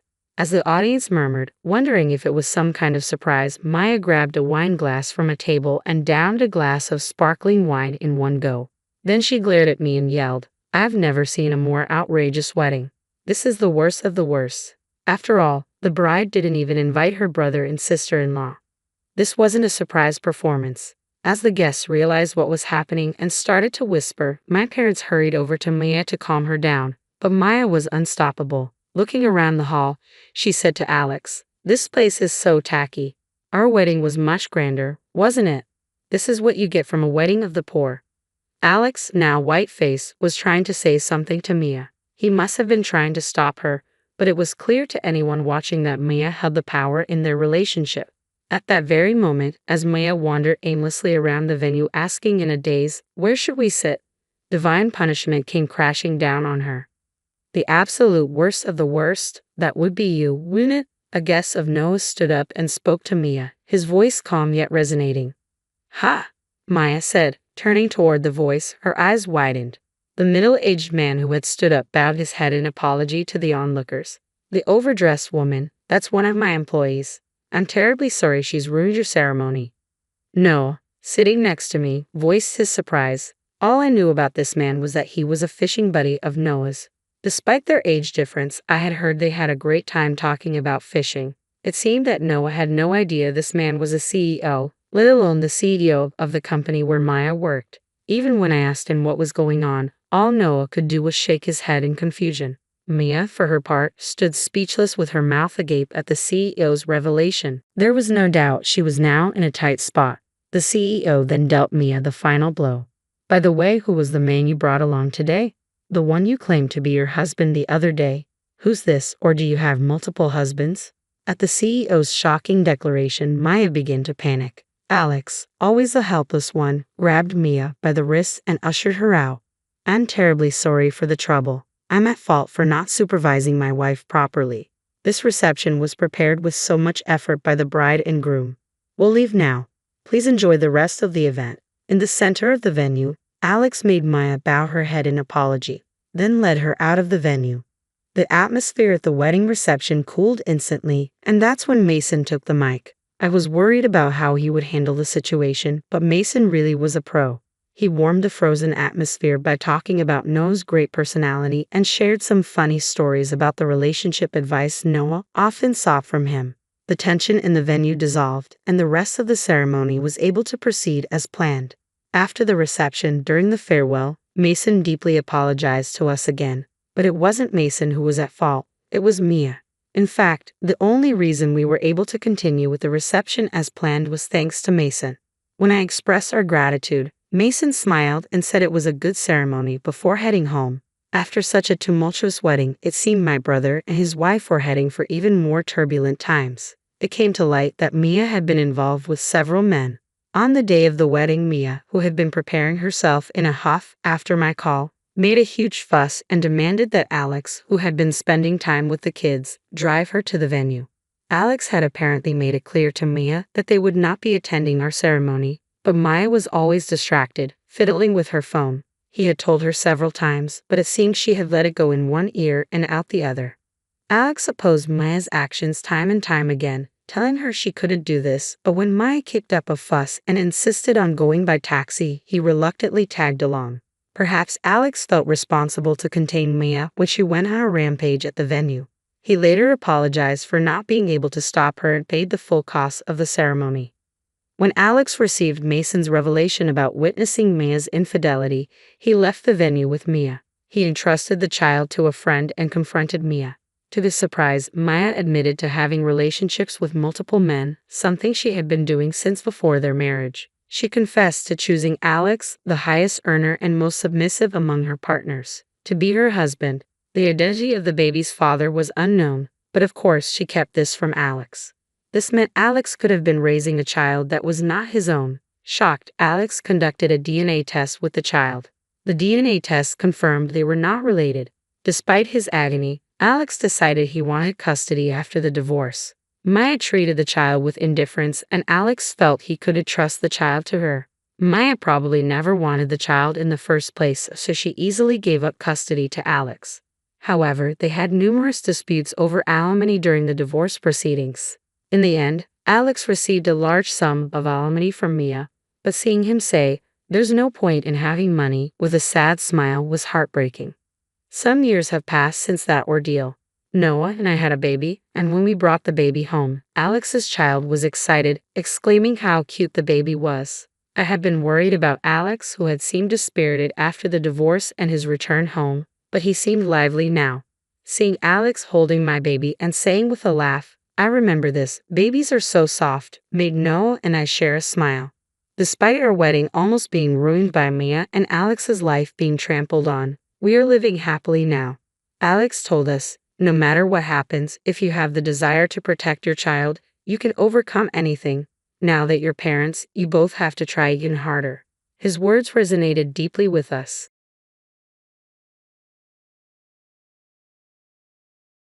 Can you please take care of my mom?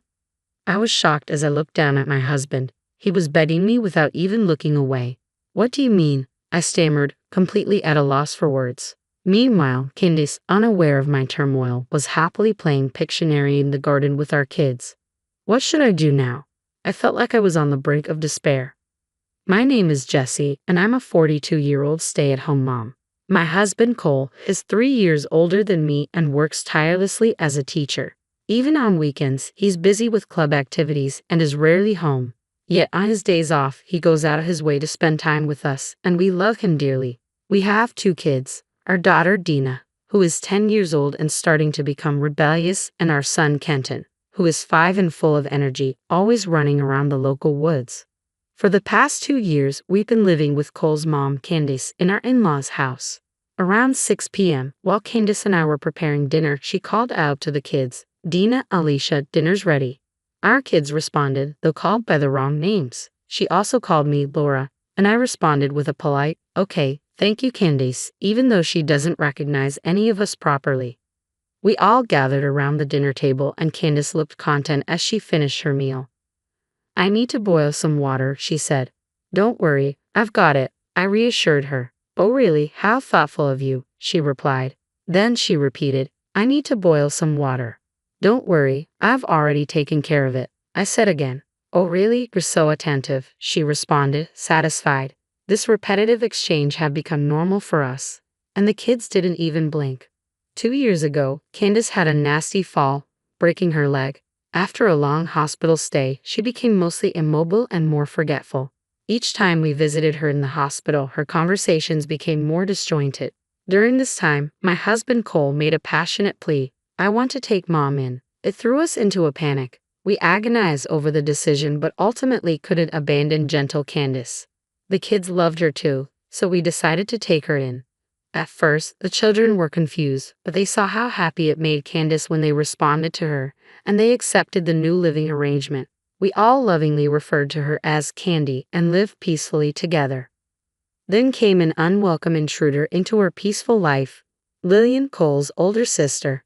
How could you let Mom do household chores, Jessie? Aren't you ashamed? Lillian frowned upon seeing Candace sweeping the floor, but doing chores keeps her energetic. Even the doctor recommended it. I protested. Stop making excuses, Lillian snapped. You're a stay-at-home mom living off Cole's income and Mom's pension. You're like a hyena. Is she really suffering from dementia, or did you just say that so you could leech off her? Lillian hardly visited but acted as if she knew everything. Mom, I bought your favorite cake. Let's eat it together, she said sweetly. Thank you, Jill, Candace responded, happy to see her daughter, but she'd probably forget about Lillian by tonight. I was truly fed up with Lillian, who acted all high and mighty just because she brought some snacks. Cole was the youngest of 3 siblings. His older sister, Lillian, was 5 years older, and his older brother, Jack, was 2 years older. Despite this, we were the ones to take in Candace. Jack often moved for work and Lillian lived far away. Yet they both had the attitude that our family, who lived nearby, should naturally be the ones to take care of her. This always irked me. Cole, on the other hand, was genuinely grateful for how I devoted myself to caregiving. On his occasional day off, he'd take turns with me attending to Candace. Though she occasionally made mistakes or wandered a bit, she was generally calm. Whenever she gave a heartfelt smile and said, "Thank you," it made everything worthwhile. My frustration grew when I thought about how Lillian and Jack would just criticize without actually helping. Then, everything changed. Cole passed away. He collapsed at work, and by the time we rushed to the hospital, it was already too late. I was so shocked I couldn't even cry. For the next month between the funeral and taking care of the kids, life was a blur. Seeing my children muster the courage to go back to school, I started thinking it was time to figure out our future. Cole had left us some money, but it wasn't enough to live on indefinitely. More importantly, we were living in Cole's family home, taking care of his mother, Candace. Her dementia was getting worse. Sometimes she understood that her son Cole was gone, but other times she forgot. Even so, she felt his loss deeply and often cried like a child. Feeling it was wrong to leave Candace alone, we lived by draining our savings since I couldn't work. 3 months after Cole's death, Lillian and Jack showed up out of the blue. How long do you plan on freeloading here? Lillian demanded. Exhausted from caregiving and child rearing, I was too stunned to reply. Jack looked down at me arrogantly and began to lecture. Don't you feel ashamed living off our mother's modest pension? I only use Candace's pension for living expenses, I responded. Jack snorted dismissively, though he hadn't contributed a single cent to his own brother's funeral. He scanned the room as if appraising it, then began directing me. You're practically a stranger now. Move out. I'll live here with Mom. What? You're married and live far away. Didn't Mom refuse that arrangement? I protested. Oh, no worries. My idiot husband cheated on me, so I thought I'd come back and take care of Mom. My kids are grown up anyway, Lillian said. How selfish can she be? If Lillian's husband really cheated on her, I'd sympathize, but it seemed too convenient for her to kick us out without even thanking us for taking care of her.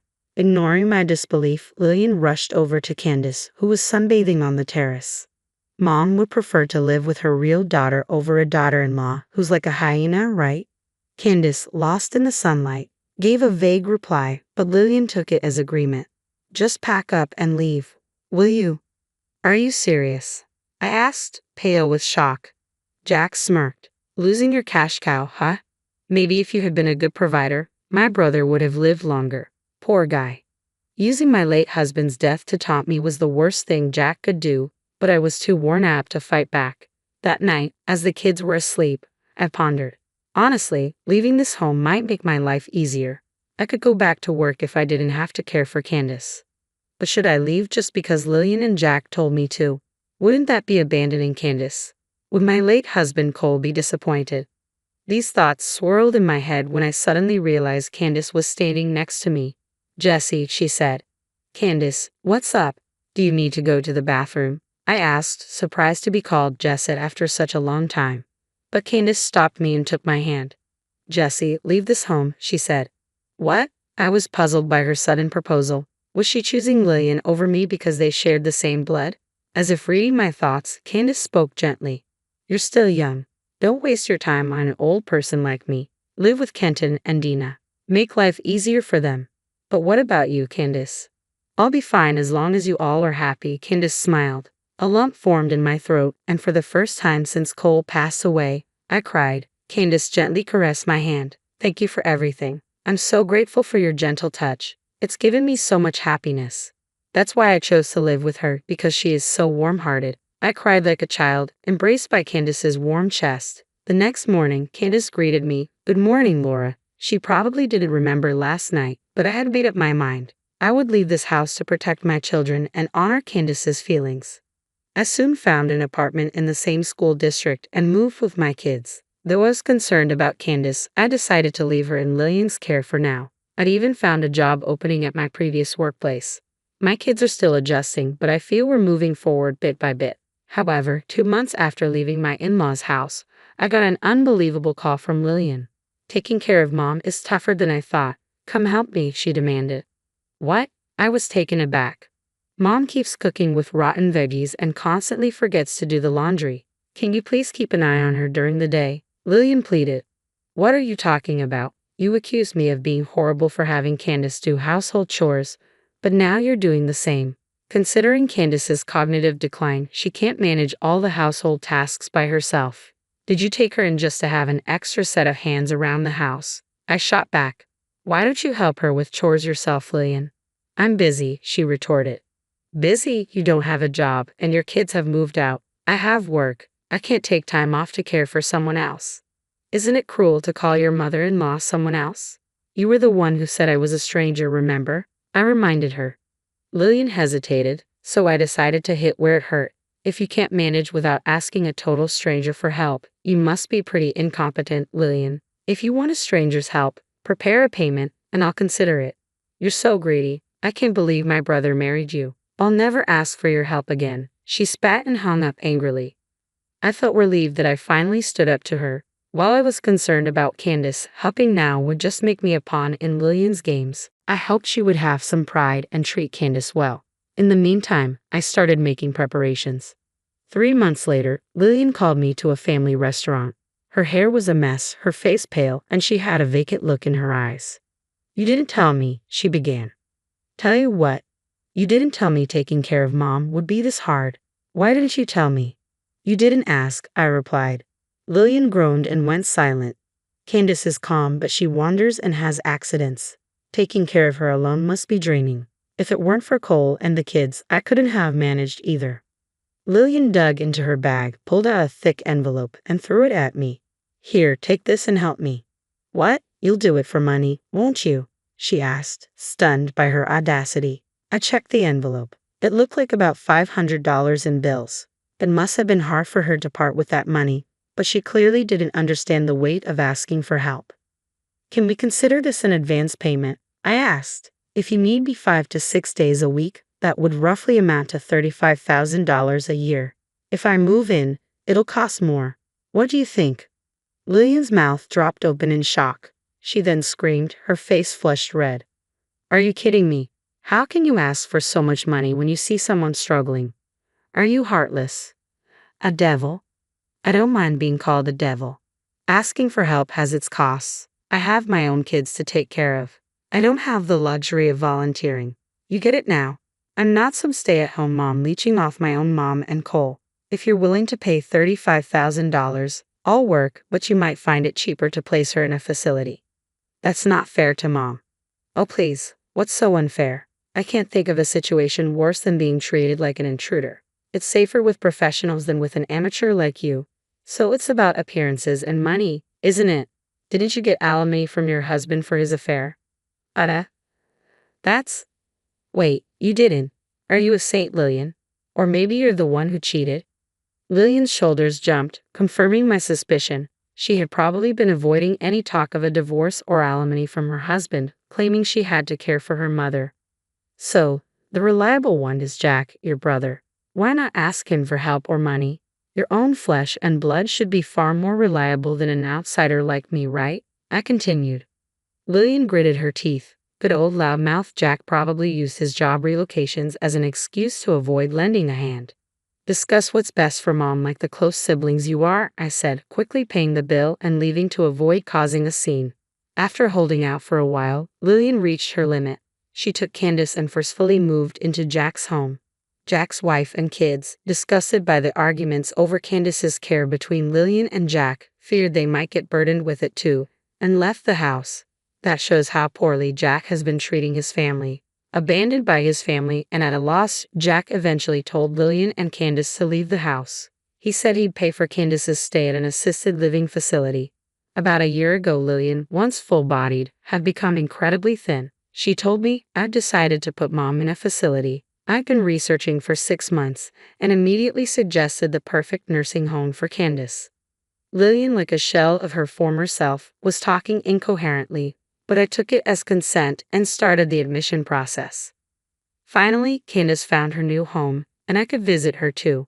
Now, there's no need to worry about both of us collapsing, nor will we be berated by Lillian and Jack. I can talk to Candace freely and peacefully.